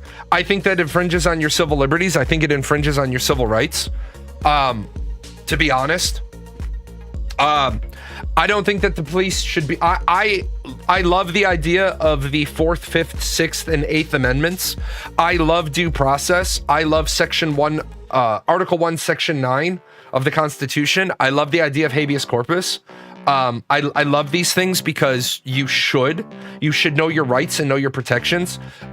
People should not fear their governments. Governments should fear their people. You don't, unless it's like I told you. I had a headache one morning. I woke up. I have killer migraines. There's only two things. Well, there's three things, one of which I won't share on streaming. There's three things that solve one of my headaches. The one thing I won't share, getting in an ice cold shower or bath. Or number 3, going for a walk. So I'll show you the sweatshirt. No, I won't. It's not here. I don't know where the fuck it is. For those of you that have seen the Ashes of Creation sweatshirts, they're bright white, glow-in-the-dark tree on the back. I'm walking around my neighborhood. It's like 5 in the morning. The sun is cresting a little bit over the line. We have all these bright fucking halogen bulbs. So I'm walking around my neighborhood with a glow-in-the-dark hoodie on, sunglasses, earbuds in, my Irish newsboy cap, right? And I'm walking around and a cop stops me and he's like, hey, you need to stop. And being a member of the ACLU and knowing my civil liberties and knowing my civil rights, no, the fuck, I don't have to stop. No, I don't. And I kept walking. He flips his car, drives ahead of me, gets out of his car, gets on the sidewalk. He's like, I'm ordering you to stop. Take out my headphones. And I'm like, what's your reasonable articulatable suspicion? He's like, I have a call for a suspicious person. Is that felony or misdemeanor suspicious person? Because that's not a crime. I need to see your ID. Shit out of luck, I don't have one on me. Which, remember, don't ever lie to a cop. I did not have an ID on me. I don't take my wallet with me for walks. If I'm planning on walking to one of the places that serves breakfast, I might throw a 20 in my pocket. I don't carry my wallet when I have a migraine.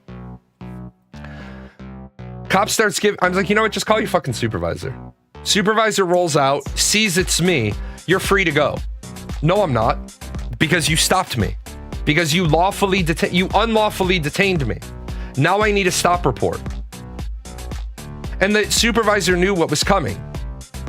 And what was coming was I was gonna go on my walk, go home, shower, change, go to my lawyer's office, and my lawyer and I were gonna go visit you once again for this bullshit.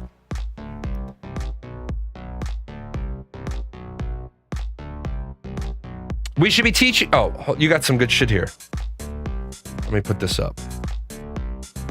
We should be teaching kids the actual laws that shape their lives, not the surface stuff like manners. Sure, manners matter, but laws are the backbone of the country, and logic should be the backbone of education. I disagree with you, and I'll tell you why I disagree with you. And it's a quote by Colin Powell. Good manners will get you further than a good education. I 100% agree with you that teaching the kids the actual laws are important, but teaching people decorum and how to operate in a society is equally important, because I've watched people walk into court and call the judge brah. I've watched people facing a felony conviction walk into court and call the judge brah. Hey brah, I don't got a lot of time today. Could you chop speed this along? My jaw hit the fucking floor. The guy had already pled guilty to class 2 felony. He was there for sentencing. He pissed the judge off so much. The judge was like, yeah, 14 years. Done. Gavel it. I 100% agree with you. We need to teach kids laws. But we got to teach them manners too. The reason we don't is because the law's gotten so bloated and tangled that most people are breaking something without even realizing it, and kids learned early on. They see how far we've drifted from a system you can actually follow. That is 100% correct. And this is what I tell people all the time. You have got to be extremely careful when you want to walk the line of, like I say, where you want to be confrontational with the police because you're going to stand up for your rights. You got to realize if you drive for 5 minutes, you've probably committed 3 traffic infractions.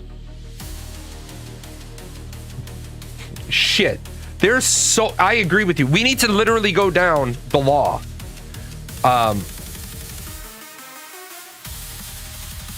Every state needs to have a week where they just go through and they get rid of all the dumb laws on the books. Just they get rid of them.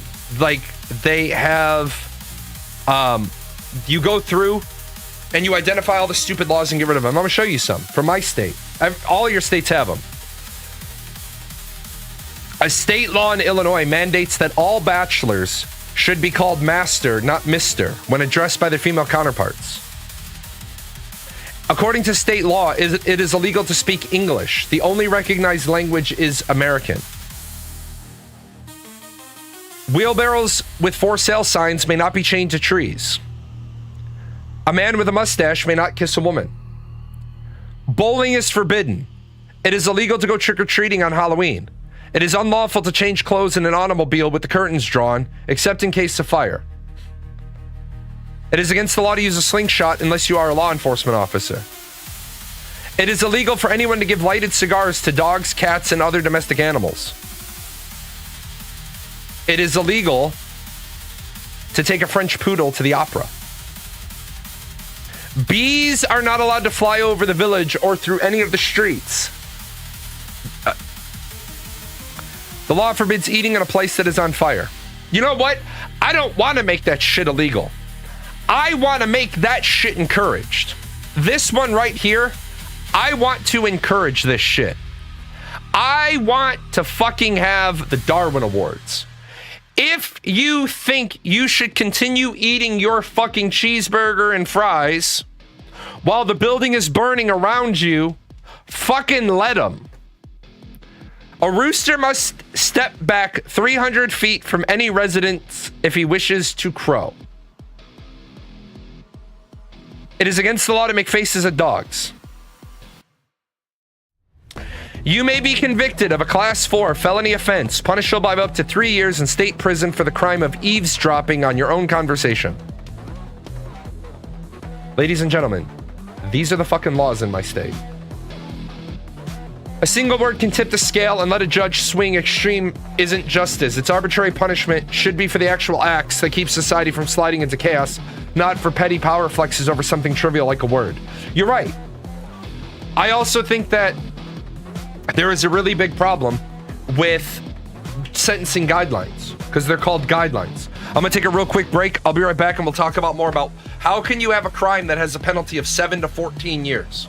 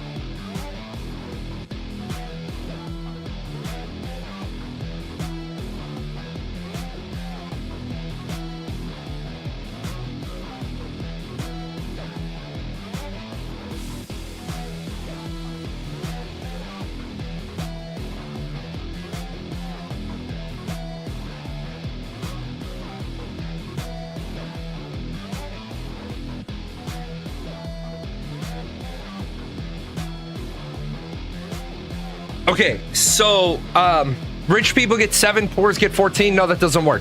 Just so you know, rich people very rarely ever get convicted because rich people understand the problem with the system and they're able to fight the system.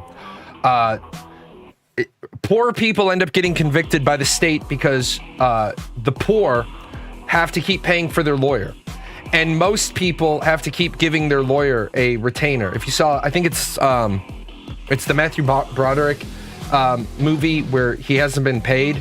And so he says, I got your money. And Matthew Broderick said, that's not Matthew Broderick, it's Matthew McConaughey. And he says, yeah, the problem is you have my money, I don't have it. And so he's able to go into court and then just get a continuance. Poor people have to keep tapping up their retainer. Rich people, literally, they look at their lawyer and they say, what's this going to cost me?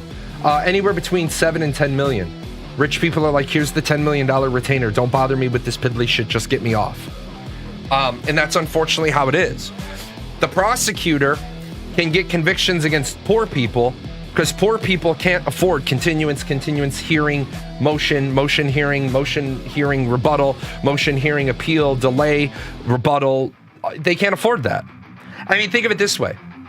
You get a run-of-the-mill lawyer who charges you, right, $100 an hour. Well, and this is where I think there's some bullshit in our court system. Your lawyer has to be in court for four 15-minute hearings, right? So you would think that you would pay $25 an hour, or you would pay $25 for that day. Except the lawyer had to get to the courtroom. The lawyer has to leave after the courtroom. So there's 15 minutes. There's 15 minutes. Lawyer has to sit around for 15 minutes. Well, there's an hour. The lawyer is only at the court for 2 hours, but somehow he's legally allowed to bill 4 hours to his clients. My buddy was a corporate attorney, and he said there was no such thing as only billing out 2,080 hours a year. If you travel to the courthouse, that hour you travel to the courthouse gets applied to every single person that you did something for that day. So if you have 7 hearings at the courthouse, that are each an hour, that's 7 hours, but your hour there goes to everybody, and the hour home goes to everybody. So you just billed 21 hours for a 9-hour day. I agree that when you you saw that one case where the kid is swearing at the judge. The kid's only facing a year in jail. I don't even think he was facing a year in jail. I think the maximum penalty he was facing was a Class C misdemeanor, 90 days in jail. But the kid swore at the judge 9 times. The judge does not give a shit. I wish I had the clip. The judge sentences him to 9 months in jail for contempt. 9 30-day sentences for contempt. And then the judge says, and then I'll have him back in my courtroom to sentence him to 90 days. The kid's gonna spend a year in jail, but the kid's gonna have 10 convictions. Well, not 10 convictions, but he's gonna have 1 conviction and 9 infractions on his paperwork. My problem is, yeah, Darwin again, but my problem is, why do we have a penalty for a Class 2 felony, right? With a range of 7 to 14 years. That's a really long. That's like, you could either spend 7 or double that. If that's me, what I want to do is I want to double it and give it to the next guy. We got a new chatter. Let's go with the new chatter. I always love the new chatters. Walmart has a monopoly on EBT and is actively making a loop of self-destruction by allowing you to purchase 98% corn syrup products like soda.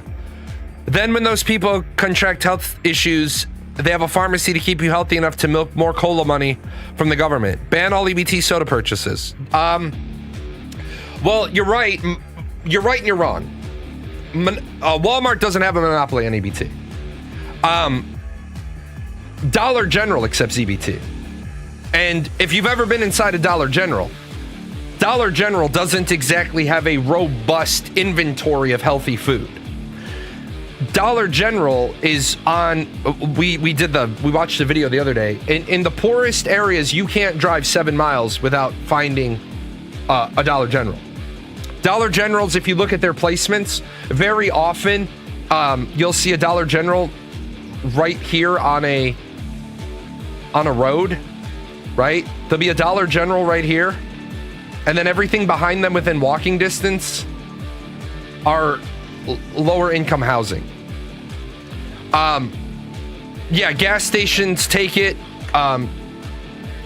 Gas stations that are classified as a market. Now, I do agree with you. It's funny, Somber, that you brought that up. I just did a TikTok short the other day. In America, we spend $1.1 trillion a year. No, don't ban soda. Don't ban soda. I'm a big boy. I'm a big boy.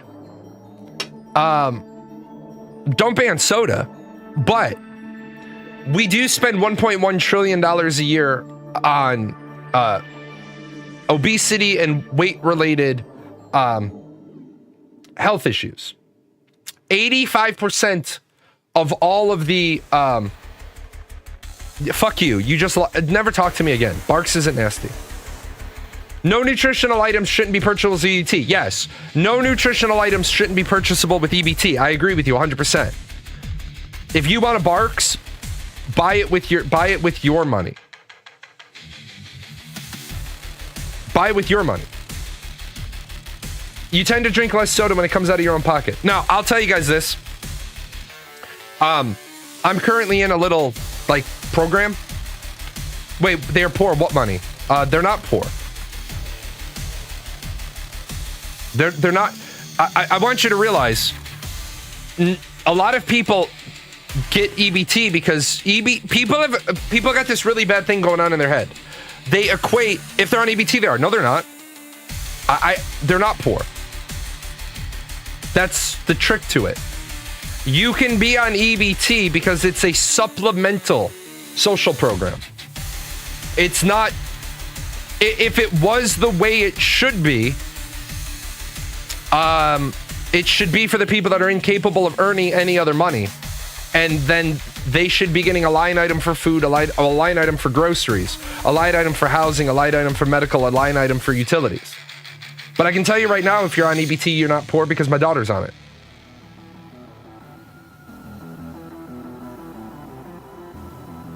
It's supplemental. It's when you're above the below, but below the upper. Some people have used the system, but yeah, there are poor people on it. Absolutely. But you don't have to be poor to be on it. And unfortunately, this is, a lot of people don't like me because I make words matter.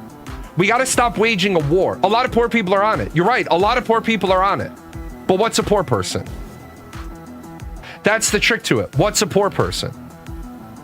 We got to stop saying poor people.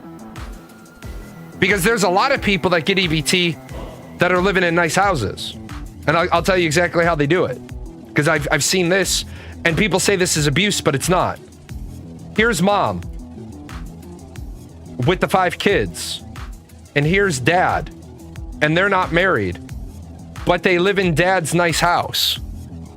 So mom is collecting EBT for her and 5 kids. But they live in dad's nice house. Because they're not married.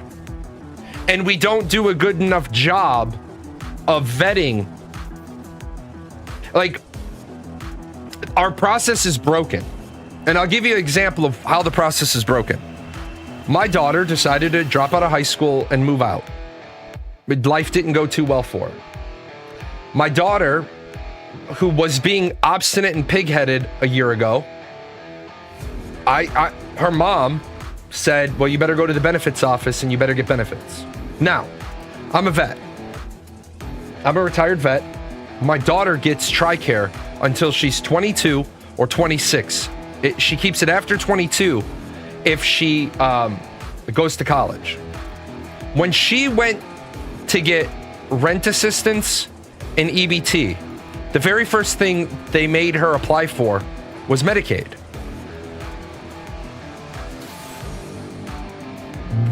But she's like, I have TRICARE.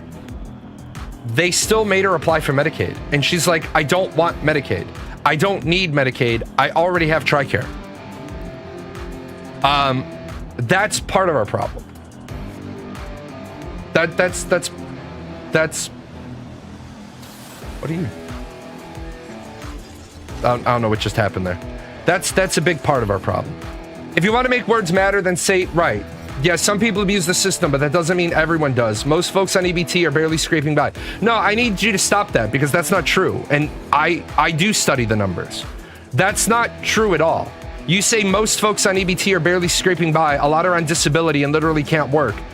But here's the problem. Which disability are you talking about? Because if you're on some disabilities, you can't get EBT. So you're lumping everybody in at the same feeding trough by telling me I need to say it right, but then you say something open-ended like disability. Well, if you're on Social Security disability, you probably make too much in benefits to get EBT, which is the way it should be. Because some people on disability are getting $2,500 a month. Well, that makes their, and see, that's where it's fucked up. And we need to dig into all these laws. We have income and we have earned income. Well, some programs only look at your total income. Doesn't matter where you get it from. So instead of blanket bans that hurt the majority, we go after actual abusers. Well, I don't think a blanket ban on soda and sugary foods hurts anybody. Like, you're kind of like misconstruing the discussion point. If soda has no nutritional value and EBT is designed to give you healthy options, then no, you shouldn't be able to use your food stamps for soda and sugary food. If we know for a fact we're spending over $1 trillion a year due to obesity and overweight health-related problems, then absolutely.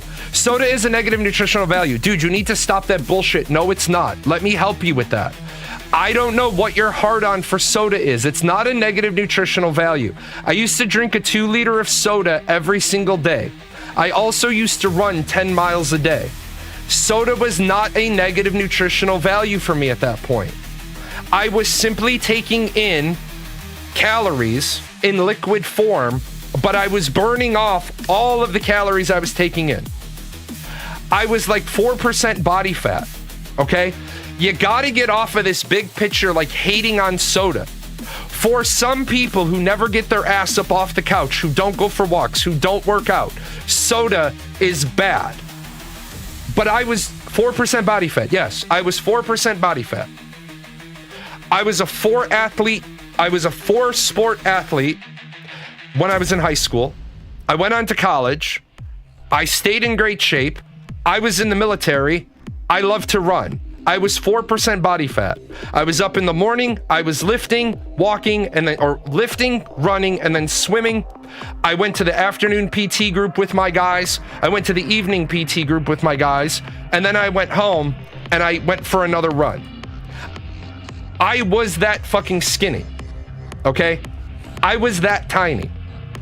With that said, get off of the fucking hype that soda has a negative nutritional value. Soda isn't healthy for you by any means. But if you're gonna beat this war drum against soda, then you better be beating it against Gatorade, which is worse for you, Powerade, which is worse for you. But for some people, soda doesn't bother you. It doesn't hurt you. For other people, it's terrible. If you're diabetic, soda's bad for you. Except you keep a soda in your emergency kit.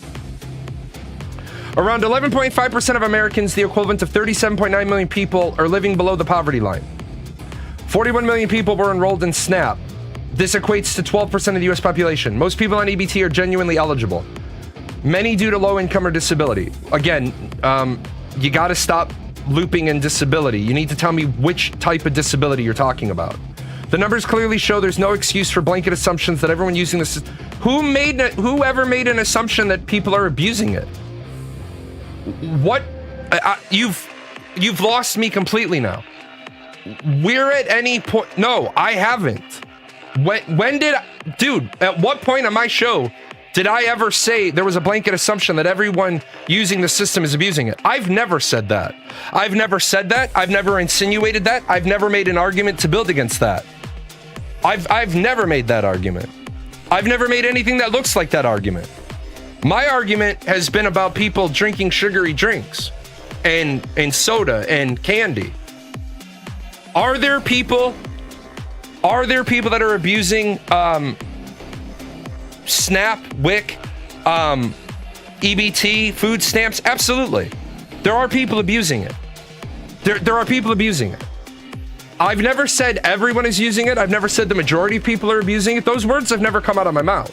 And this is a problem that we have in the political sphere. If you misunderstood, and I want to say this with very clear words, if you misunderstood something I said, and you never took the moment to say, can you clarify what you mean by this? Then you have the problem, and you've wasted time doing Google searches to argue against a point I've never made.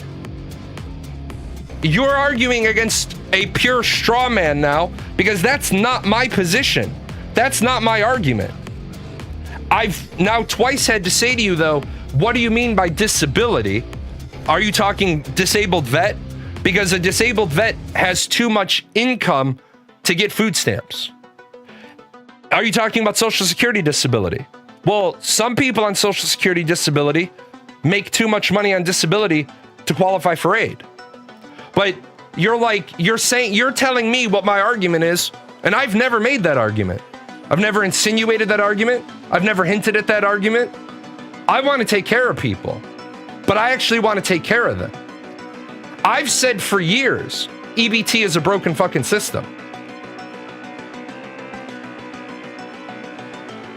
In a literary structured debate, if your opponent requests a clarification, whose time does it consume? Nobody's. And it consumes nobody's time. It's that fluff time where you have an extra question at the end of a debate, but if there's a bunch of parliamentarian procedures, you just drop the last question. We need to bring back cooking classes in America as a 4-year requirement in high school. You're right, we do. We absolutely need to bring back home economics. We need to make home economics be broken into a 4-quarter system. One is personal finance, one is personal home repair, one is health and hygiene, one is nutrition. But what we need to do is we need to make sure that we address all of these things. For example, you look at the food pyramid. We need to get rid of that motherfucker. The food pyramid is fucking terrible. But what do you find in every American classroom that talks about science, nutrition, health, anatomy? You find the fucking food pyramid. Nobody should be having 11 servings of carbs a day. Why does the food pyramid look the way it does? Because the grain lobby lobbied the FDA to make grains the center culture, the center point of our nutrition. We can't sell enough bread. So let's make the food pyramid say that sandwiches are good for you. I feel like TurboTax or Jackson Hewitt removed the tax education programs in school. You're right, they do. That right there is why we can't get a simplified tax code. We can't get a simplified tax code because TurboTax, Jackson Hewitt, H&R Block, they go out of business with the simplified tax code. They go out of business. We're living in a world where we need to stop having a war on poor people. We need to have a war on poverty. Dollar General needs to be looked at because they keep people poor. Dollar General, like, people don't like Walmart. People don't like Walmart for lots of reasons. Hey, Dram. Dollar General keeps people poor because it's the economics of convenience. I am out of your views. Wait, how do you figure my view is insane? Dollar General keeps people poor. What does Dollar General sell? A little bit of everything. But the problem is they sell it more expensive because it's not a dollar. If it was still the dollar market where everything was 99 cents, that would be one thing. The problem becomes when you can walk to the end of the block and do your shopping at Dollar General, you don't want to drive over to the Walmart where things are cheaper. You spend 50 cents more for a gallon of milk at Dollar General than you would if you bought it at the market. You spend 20 cents more per banana if you buy it there than if you went to the market. And unfortunately, right, to just give you the urban planning, the urban economics problem, as I said,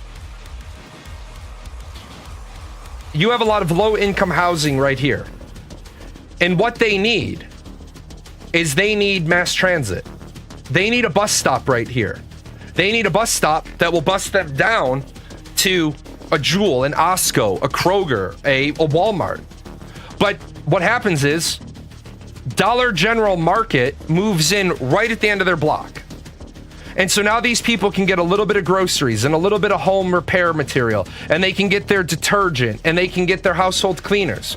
Now, if they would just get on the fucking bus that doesn't exist that they need, they could go to Walmart and they could get $100 worth of stuff. But because they nickel and dime themselves at the Dollar General Market, they end up spending like $129 for what they could get at Walmart for $100 in a bus ride. Well, therein lies part of the problem. This is low-income housing. They don't have cars. There's no mass transit because when they try to fight for mass transit, Dollar General says, "Oh, we're meeting the needs of this neighborhood." And by the way, local politician of Ward number 7, we would like to build 4 more Dollar General markets in your area. The problem is being slowly cooked right now with Walmart Plus. You're going to have to tell me what you mean by that.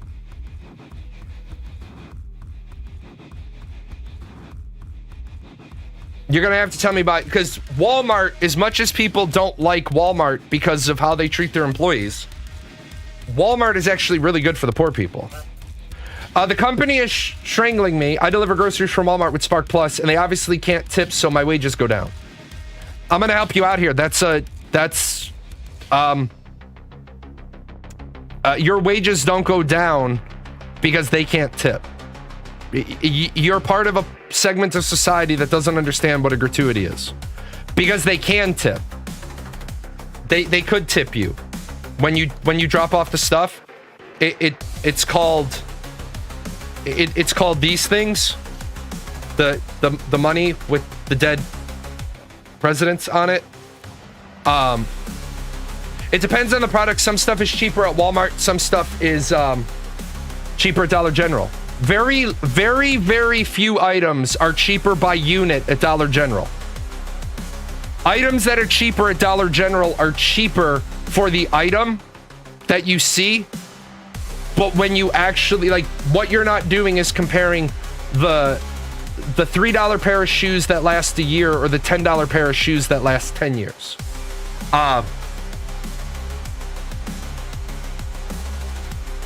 If you, and this is the old gloves mentality on the frontier. You got a pair of gloves that are $10 that'll last 10, or a pair of boots. Pair of boots are $10.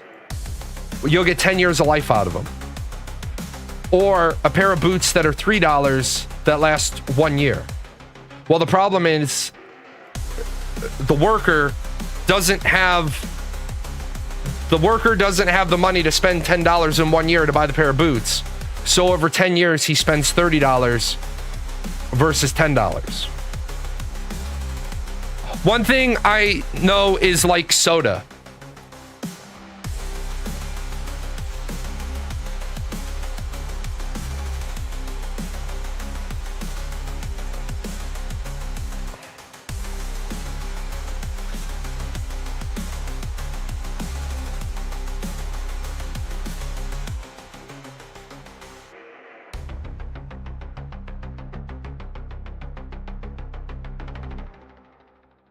Yes.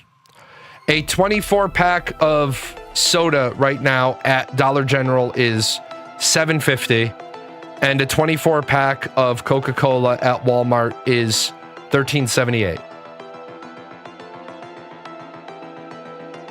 So soda is about half price at Dollar General. But I wonder how much longer it will be once EBT is not accepted. It's like buying travel size shampoo instead of the huge bottle. Sure, the travel size is cheaper, but per volume, you pay less per use with the large bottle. Yeah. Yeah, and that's the problem. When people want to cherry pick out an item. Yeah, you lure them in with the soda and you charge the shit out of them with everything else. Exactly.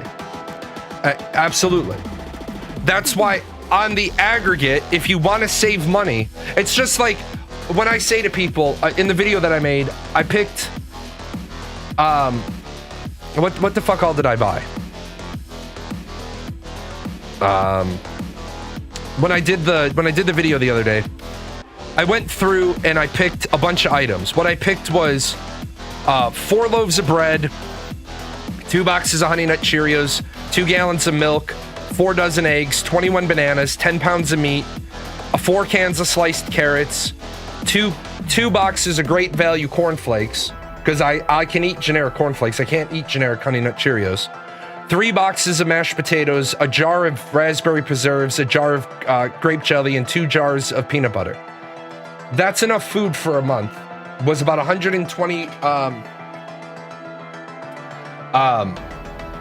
$127 out of the $180 I would get. There was still plenty of money left on the overhead if I wanted to buy other vegetables, other bits and bobs. But the problem is, when people are like, your views are insane, but then It's cheap and easy to say my views are insane, especially when you had just spent the last couple of minutes arguing against the point I never made. So you're saying my views are insane, but my views are backed in government studies. My views are backed by corporate studies. Why are people poor? People are poor because they pay for convenience. When you go to the Dollar General, you're buying, you're paying for convenience. If you really are poor, because again, it was like, I never said people on EBT are abusing the system. I never said that. Some are, but some people in everything are abusing the system. Some people on their military retirement are abusing the system. I think about this almost daily. We thank the bus driver, but we have no way to thank the tram train drivers. You're right. You're absolutely right. You know what else I noticed, just to throw a little side piece in there? You're at Disney World, you're at the Magic Kingdom, you're at the most magical place on earth, and people don't thank the fucking bus drivers. Like the bus driver who's like shit on your shoe. If all the bus drivers didn't show up to work today, you wouldn't get to the park for 4 hours. If you say thank you, what is it? Imagine if people just said thank you more. Right? In about an hour here, I'm about to thank a lady who's gonna start an IV in my arm. I don't really want the fucking IV, but I'm still gonna thank her. Still gonna thank her. Let's see, what else do we have? Some of these are blind. I forgot to label them. If you're one of those people that's like, communism is bad because yeah, here you go. you can't own anything. Oh. You don't know what personal property is. Oh. My house is my personal property. I own it. Even under communism, I own it. It's mine. If I were to rent my house out to someone else and I wasn't the one living in it, that would make it private property, which would be wrong. So instead of renting it, I have to sell it to someone so it can become their personal property. The concept of private property and personal property are two different things. If you can't understand that, you do not have room to talk about why you think communism is bad. In pure communist theory, as outlined by Karl Marx, private property, including the private ownership of homes, is abolished. Instead, the means of production, distribution, and exchange, including houses, are owned and controlled by the community or by the state, not by the individuals. Housing would be distributed based on need rather than purchased or rented. This is the woman that I'm talking about, where people turn around and, again, I don't know her full understanding or lack thereof of communism because I don't have a chance to talk to her. However, there is no fucking personal property under fucking communism. You got banned from a chat because you asked the Democratic social politics streamer why I would want to own an apartment as a construction worker that wants food. He called me a bigot that hated homeless people because I wanted food, not an apartment. Well, you don't own an apartment, you rent an apartment.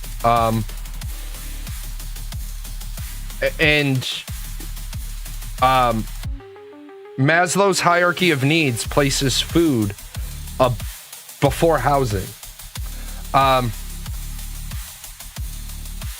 Your order of needs is that you need oxygen, water, food, clothing, shelter, in that order. You die in 30 seconds without food, 3 days without water, 30 days without food. Clothing should actually be like there or there because you die in minutes from exposure, but you know. There are places where you purchase apartments. Okay, I'm not gonna play the fucking game where there's places that you buy apartments. We're gonna go with the standard operating retail definition. Yeah, those are called fucking condos. If you purchase it and you own it, that's a condominium. Sure, they're called apartments. We're not going to play the stupid fucking bullshit name game where we change the entire demographic of the discussion. If you're renting it, it's an apartment. If you own it inside of a building, it's a condo or a townhouse. If you own it, it's a single family structure or a single structure, it's a house. Otherwise, people like to fill up the fucking ether with just bullshit noise that's irrelevant. Do you eventually own it? But the crack addicts in my city need healthcare, not apartments. No, technically I'm going to stop you there. Technically, the crack addicts in your city don't need healthcare. I should build apartments for the homeless, and my payment is a piece of the apartment that has no rent. No, that you shouldn't do any of that. Why are you trying to? No, a condo is a single unit inside of a building with other single units that you own, not rent. Yeah, you shouldn't, because what you're trying to do right now is, and this is, if you want to challenge most people that want to talk about politics, it's real easy to do, right? Draw your Venn diagram. Draw your politics on one side and your economics on the other side, and then democracy goes into politics, capitalism goes here, socialism and communism go there. There is no economic component of democracy. There is no political component of capitalism. Now, somebody's going to try to hit me with laissez-faire capitalism. Laissez-faire capitalism, where the government doesn't put hands on.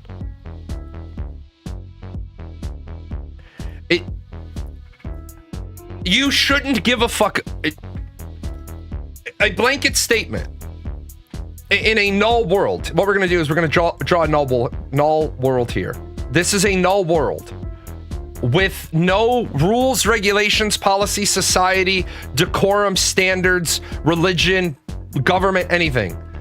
In a null world, the crack addict, you should kill and eject from the white box.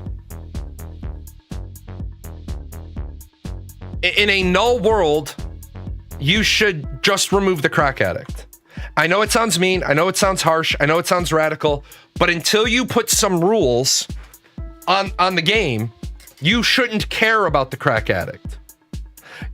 In theory, you should not only eject the crack addict just by straight value, lack of value, you should kill the crack addict and the crack dealer.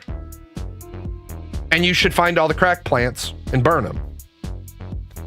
Now, if you start to say, well, what about communism? Well, then communism is we got to take care of the crack addict because they are a worker. They are even if it's family. Yes, even if it's family. Because I literally have fucking said to you, it is a white box construction with no rules, no laws, no morality, no religion, no anything. Because they're not family, they're just another person. Because in some social structures, family is important. In other social structures, family is not. So even if it's family, they're a fucking crack addict. That's what they are. That's their identifier. So out they go, out goes the crack dealer, out goes the fucking crack plant, the coca plant. We get rid of all that. Now, when we start saying, but we want to build a society. Well, how do you want to build the society? Do you want to build it on communism? Because if you build it on communism, then we've failed the crack addict because they're a worker. They're a potential worker. We've also failed the crack dealer because we failed to gainfully employ that crack dealer. Are we talking socialism? Well, which flavor of it? Because there's a lot. Are we talking capitalism? Well, which type? Are we talking pure capitalism? Well, then we fucking tell the crack dealer, we understand you're dealing crack. We don't give a fuck that you're dealing crack. What we do care about is you haven't paid your 15% in taxes. So pony up, bitch. And the crack dealer is like, what the fuck world did I just get transported to? $100 worth of rock, $15 to Jay because he's the government. I got to raise the price of my rock a little bit so that I have extra padding. See, people forget that. Why is Europe better than America? It's not. Why is America better than Europe? It's not. Why is Canada better? It's not. It's better in some ways. It's better in some ways. Well, I wish I grew up in Europe because my healthcare would be free and my college education would be free. No, you mean that it would be taxpayer provided. You're going to pay 65% in taxes for the rest of your fucking life. You're also going to wait months to see a specialist. Why? Because all the fucking people in front of you get to see the specialist before you.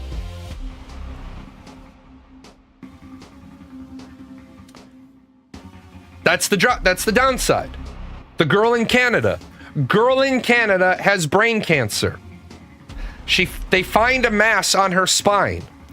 Because she already has brain cancer, in America, she would be moved to the front of the fucking line to get a scan.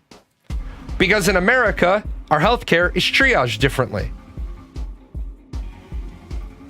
In Canada, she has to wait 14 months to get her MRI of her spine. She made a TikTok. I showed it. I don't have it anymore because I don't have the storage space to keep all these things. But she literally talked about she got her date and she thought it was a mistake and it was 14 months from now. So what about someone who's a crack addict versus someone who's a total ass? Does it matter? What world are we talking about?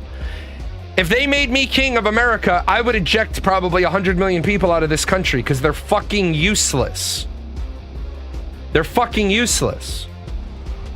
Right? And it's not about them being poor. Yeah, in some governments, they would just offer her euthanasia. Right. The problem is, there are people who continuously enter into the arena of politics who don't read shit. You notice that earlier I talked about, I showed a video from a guy, and I said, I need to look into this. I need to look into prisons. I follow the creator. This guy's got an amazing story, but I'm like, all I can show you is what he said. I can't tell you anything more than that because I haven't looked into it. I didn't know about the idea that there were co-pays in prison for the prisoners to see the doctor. I assumed that shit would just be free. I assumed that shit would be like the military, where you're sick that day, they open up your cell doors, first order of business, everyone who's sick, step out, turn to your left, walk to the end of the hall. It's kind of like that in the military. When you're in basic training, your TI gets up. Who the fuck is coughing? All right, you chuckle fucks. Anybody that needs, in the Air Force, anybody that needs to go downstairs and see the IDMT, line up, bring this and bring this. This goes in your right hand, this goes in your left hand. It's a 341 in your left hand and your ID in your right hand. And you walk down and you walk in a line and then all the lines merge and the independent duty medical technician is literally like, you're sick, you're on bed rest, you're malingering, get the fuck out of here. I thought it would be like this. So let me get this straight. You were saying to pick like Trump over the crack addict. Here, Rad, I'm gonna help you out, man, because I'm gonna help you out. Where the fuck did your delusional ass get to that fucking statement? Because you're the second person today and you have a history of doing this. You have words. You have little tiny fucking fingers and a keyboard. You get to type your words. I never want to see from you again on my channel you are saying, because that is nowhere near what the fuck I have said. I didn't even mention Trump in the last 30 minutes. If you want to know if I'll pick Donald Trump over a fucking crackhead, why the fuck don't you just ask me if I would pick Donald Trump or a crackhead? Why not ask a fucking question? Let me help you out. You are part of the fucking problem with society. And yes, I would yeet your ass off of a cliff into the ocean and wave to you because you have no net positive. Because you do shit like this all the time. If you want to know if I would pick Trump over a crackhead, I would once again ask you, in my perfect world, in the world I would build, or the world today? Because in the world today, one of those motherfuckers is the president. Why into the ocean? Because I live in a cartoon world where cliffs either go into canyons or oceans. The problem we have is people are like, so you're saying. No, I'm not saying that. If you want to ask me a question, what you do is you put some words and that's how you ask a question. Would you pick a crackhead or Donald Trump? Depends. What's the scenario? If I have to save one guy's life, am I going to save the president of the United States' life or a crackhead's? You bet your ass if I'm in this position to save the president of the United States' life, I'm going to save him. I don't give a shit that it's Donald Trump. I give a shit that the kudos and the accolades that would come with saving the president are massive. If he was no longer the president, why the fuck would I save him? He's a broke ass fucking pervert. Then I'm gonna ask the question is, what fucking Delulu scenario am I in where I'm in that I'm saving the president? I will tell you though, I believe in saving people from their addictions if they want to be saved from their addictions. If people want to be saved from their addictions, I will help them with their addictions. Shit, where's the fucking guy that dropped down from 2 packs of cigarettes a day to like 5? I'm responsible for that. He owns it. I get the kudos. Guy was smoking 20 cigarettes a day or 40 cigarettes a day. Guy wanted to quit. I helped him.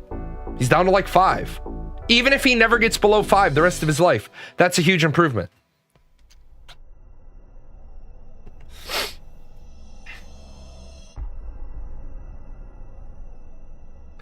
I don't know. I can't scroll back that far.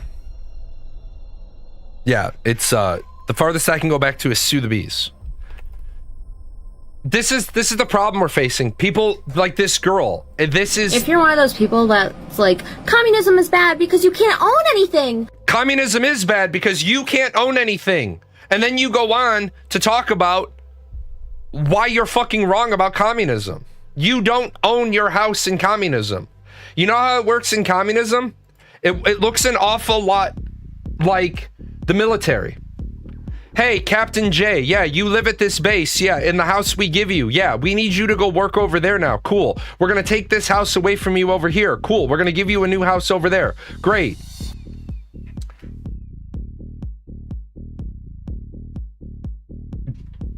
That's a great system.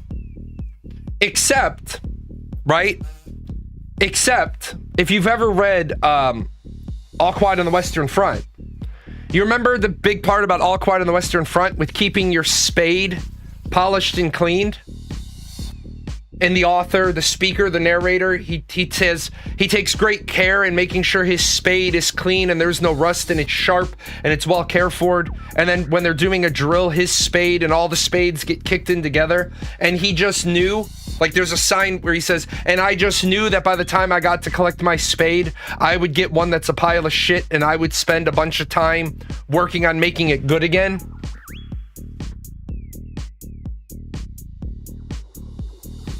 That's the problem with communism. Communism is this. Communism is that. You get punished if you go up here. You get punished if you fall down here. They want the productivity to be right there.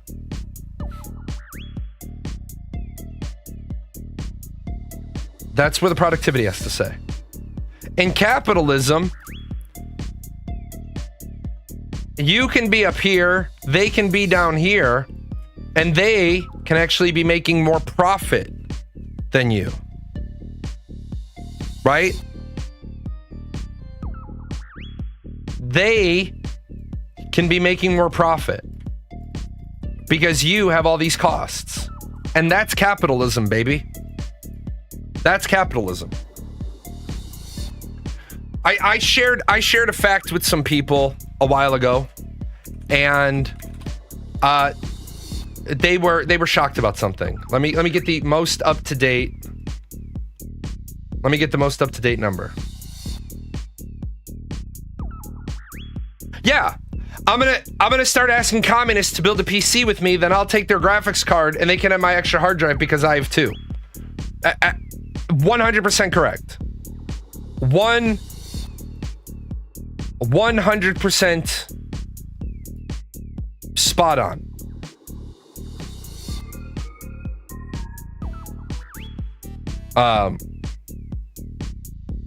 Where is this?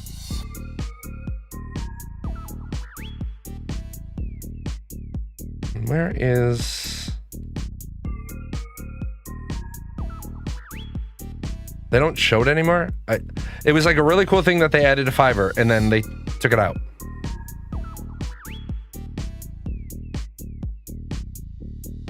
Anyway, yeah, I have an extra copy of Terraria, but I want your copy of Battlefield 6. So this is trying to explain money to people.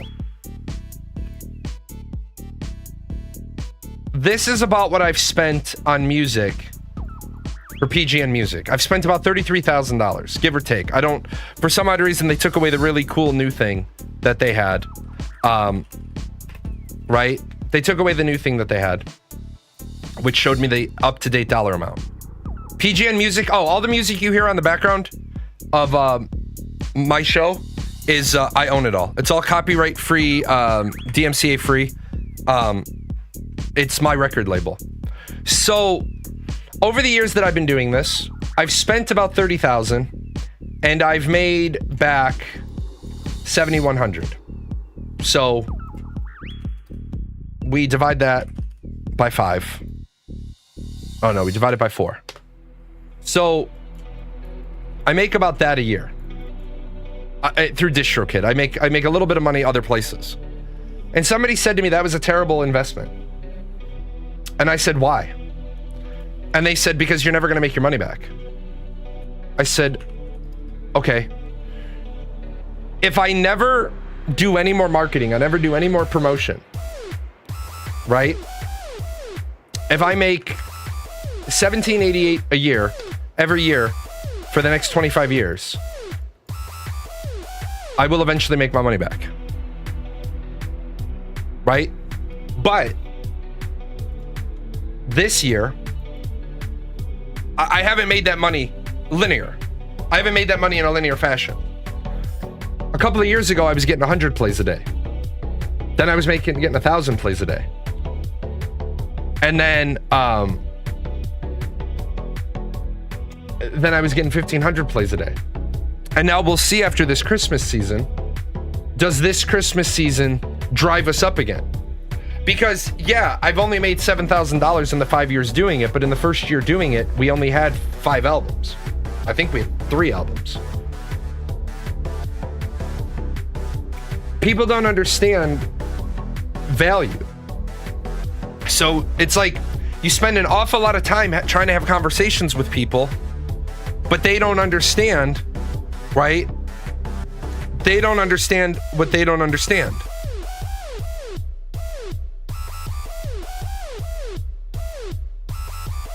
Why did they move my appointment time?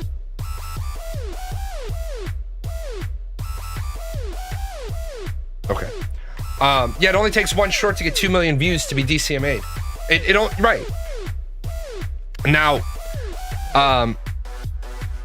yeah, the Beatles spent 2 days of work to make a song that generated $1 billion. You never know when something's gonna hit. And all it takes is for one thing to get used in one place really, really well. Like one of the things I said yesterday, I was talking to somebody about money, and I'm actually going to lower the price of all my albums on Bandcamp. I'm going to lower the cost of all my music on Bandcamp to 99 cents a track. Because if Bandcamp averages $500 a year, that's another $500 a year. But it's the people that don't understand the basics of communism. They don't understand the basics of socialism. They don't understand the basics of capitalism. They don't understand the basics of democracy. Like, yeah, Hans Zimmerman was a nobody once. Bear McCreary was a nobody once. 2 Steps from Hell had music that didn't do well. But what we run into a problem with is people say, and this is never going to get old. If you're one of those people that's like, communism is bad because you can't own anything. You can't own anything in communism. Every single thing that you have belongs to the state. And if you don't grasp that reality, what happens when the state doesn't think highly of you anymore. Like, I'll give you a teacher, for example. You're a really good teacher. The state really likes you. You're really good. You're in a really nice, you're in a really nice house, because that really nice house is on the grounds of the school. But then you get a little older and a little slower, and you're not up to date, and you haven't sharpened your edge, and you haven't stayed relevant.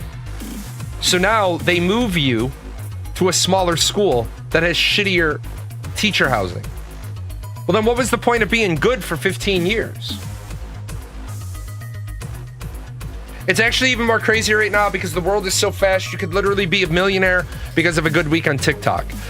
Not a millionaire because of one good week on TikTok, but you definitely could be a millionaire because of a good month on TikTok. You could have a video get 50 million views and you wouldn't become a millionaire. Shit, you could have a good day on OnlyFans. Yeah, for TikTok it would take about a good month. Or like, for example, you're Zach, you're Asmongold. He moves over to he moves over to Kick, and he starts making 20 times.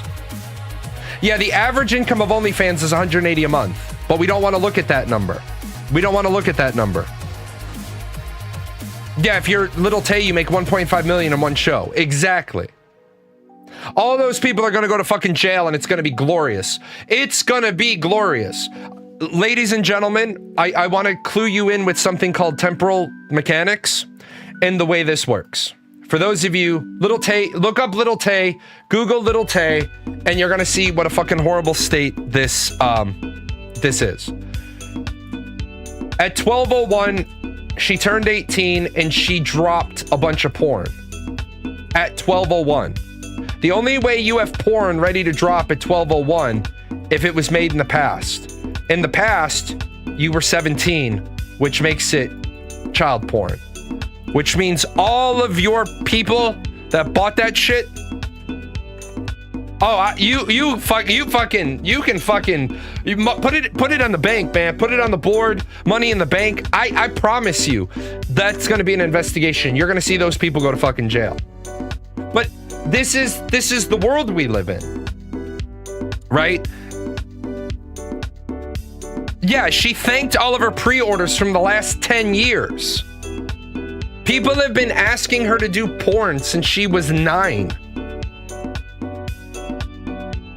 If I want to support a creator, wouldn't it be better to sub on any platform that isn't Twitch? Okay, I'm going to answer that question. I'm going to put this one up on the board. And I want you to understand, I am not being a Twitch toady here. I am giving you my actual legitimate opinion on this. Right now, Twitch is in a really bad state. And for all the people that are going over to Kick, what they don't realize is they're not going to get the Asmongold level money because they're not going to bring the Asmongold level of people. Twitch continues to be the best streaming platform because it's there, it's established, everything works, there's no risk of it disappearing, there's guaranteed money.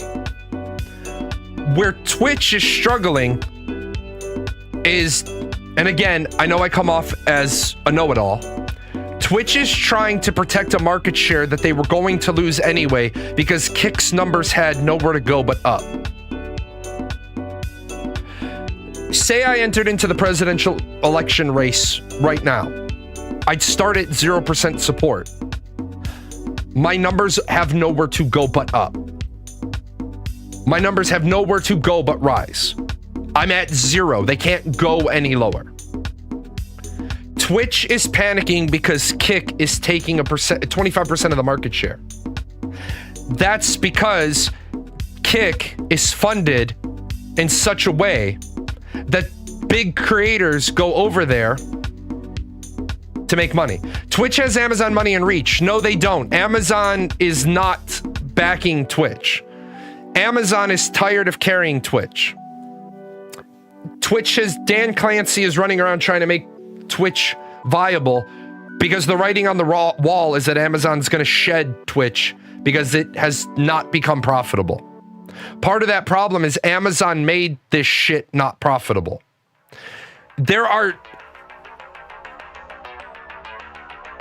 Amazon buys ad space from Twitch like other companies, but they're not doing the things they need to do to make Twitch viable.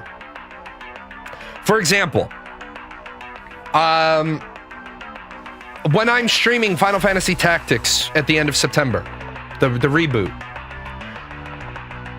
in the corner of the screen should be a button buy now. And they shouldn't give me any cut of that.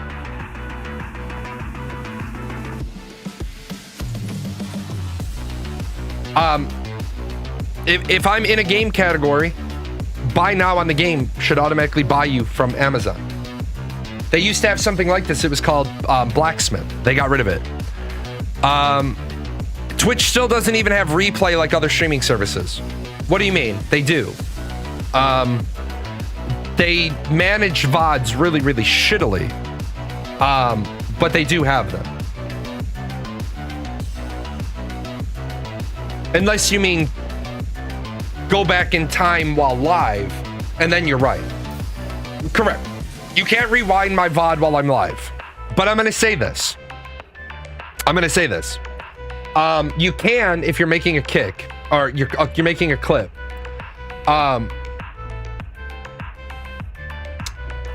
There is some value in the way Twitch does it.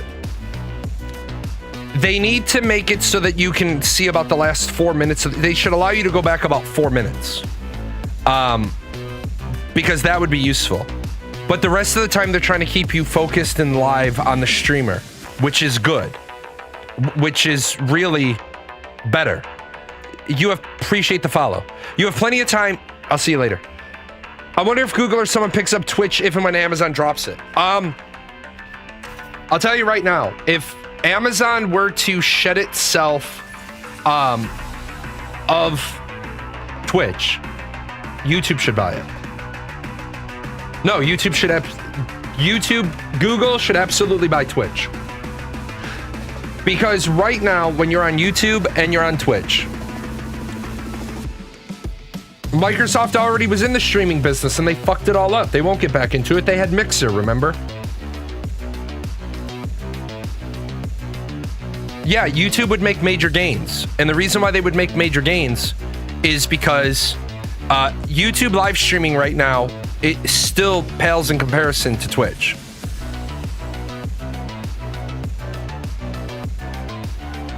I don't think there's... Well, right now, there's not a lot... I'm going to say this. There's not a lot of money to be made in gaming. The market has changed. The industry has changed.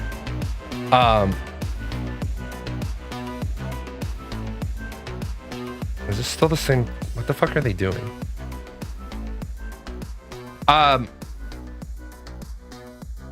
Right now, the problem we have is that a lot of streamers made a lot of money during COVID.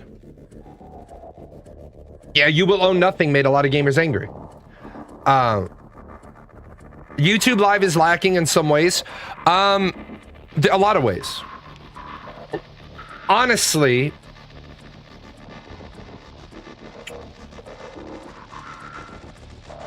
somebody needs to sit down and look at what Kick does well, what Twitch does well, and what YouTube does well.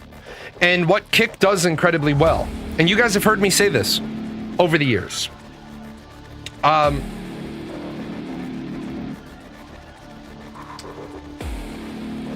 Kick pays their partners a living wage to stream. Kick pays their partners a living wage. Where Mixer made their mistake, and streaming is generally streaming is generally oversaturated.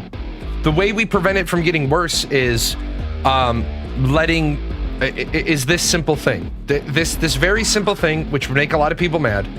But after 90 days, if your channel isn't monetized and making at least $9.99 a month, then the streamer should have to pay the platform $9.99 a month.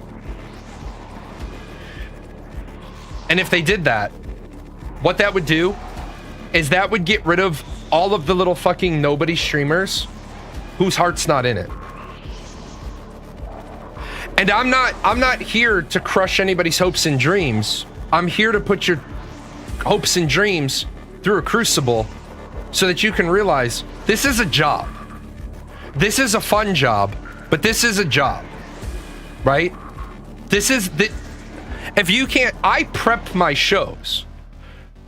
I prep my shows. I have 1, 2, 3, 4, 5, 6, 7, 8, 9, 10 tabs left open in case I need it. I did the first probably 45 minutes to an hour of my show talking to myself.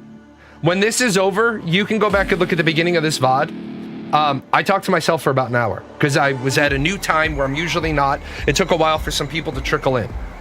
That's hard for people. If you're not willing to put money on your streaming, then you're not willing to put effort on your streaming. Exactly. The fact that 90% have 0 viewers and the next 7% has 1 is insane. Right. If you're streaming to 0 people, you are already failing. I don't have time to show it today because I got to get out of here. I got to go be tortured. But the Derek Sivers thing. The first follower is more important than the streamer. I say this, there's a handful of you that know who you are. You're more important to my show than I am. Because if the same usual people didn't come in. No, I was live for quite a while, Faye, before you got here. I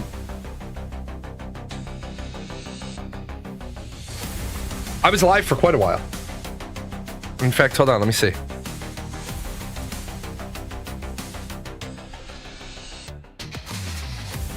See if I can see real quick. Early stream today, I gotta go for that CT of my tongue, my jaw, and my neck.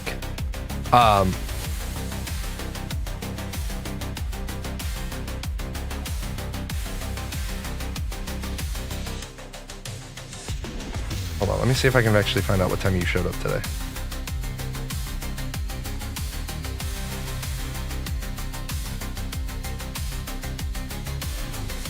So the Asmongold thing. Today, August 8th. Yeah.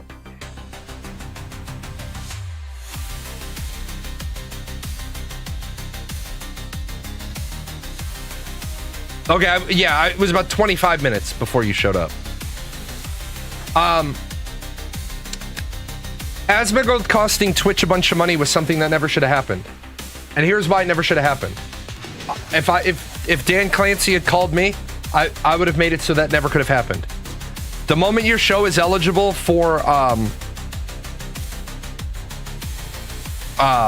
monetization, you have to be monetized. How does he cost the money? Every single streamer costs Twitch money because every single streamer, like I cost Twitch money right now. I'm costing Twitch money because there's 25 of you that are viewing the show, but I'm not making any income. There's not enough of you that watch the ads to offset the encoding and the transmission for you to see it. Most streamers, all these streamers that are streaming to 0 people or 1 people, they're not even affiliates. They cost Twitch money.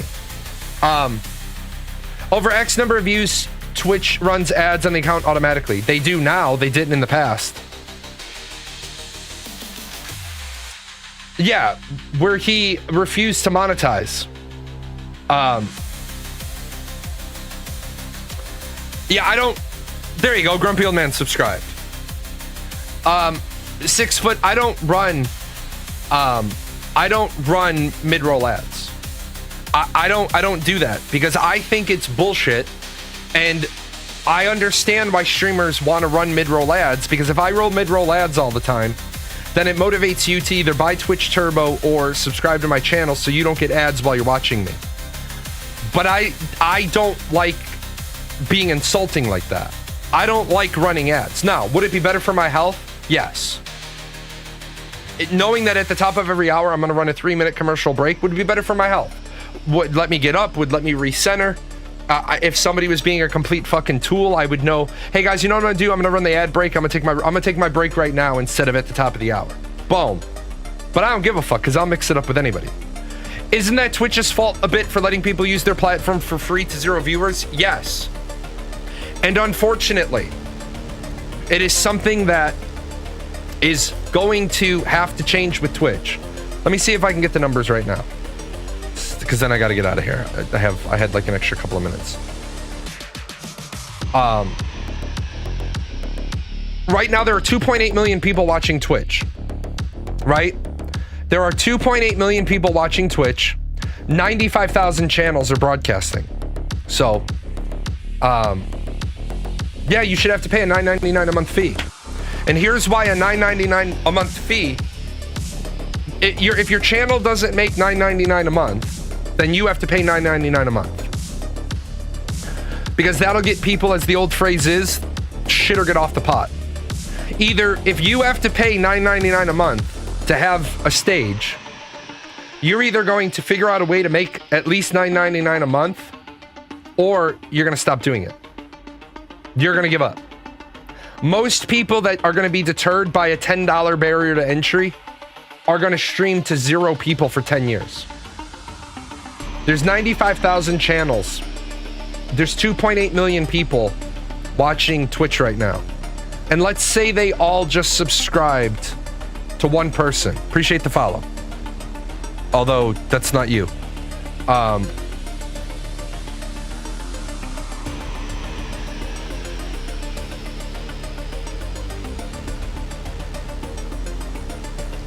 No, not 19. That's too much. That's too much. Twitch should be making $13 million a month minimum. And we can talk about this tomorrow when I stream video games, or next Monday. I'm going to leave you guys with this one. Why is it YouTube is absolutely worth the price of YouTube Red or YouTube Premium, whatever the fuck it's called now, but nobody wants to pay for it because they're accustomed to not paying for it? Well, what do you think? I got to get out of here. I got to go get shot up with CT contrast dye. I got to get my tongue, my jaw, my mouth CT'd. I'll see you guys tomorrow for video games, but bring your politics tomorrow too. We can talk politics tomorrow. I wonder if the organic meat sack that runs this channel knows a lot of these sponsors don't sponsor us anymore. They were longtime sponsors. The credits are fine. Do we get paid? Is any of this sponsorship money for Gail, Daisy, the Chaos Fund? You are a figment of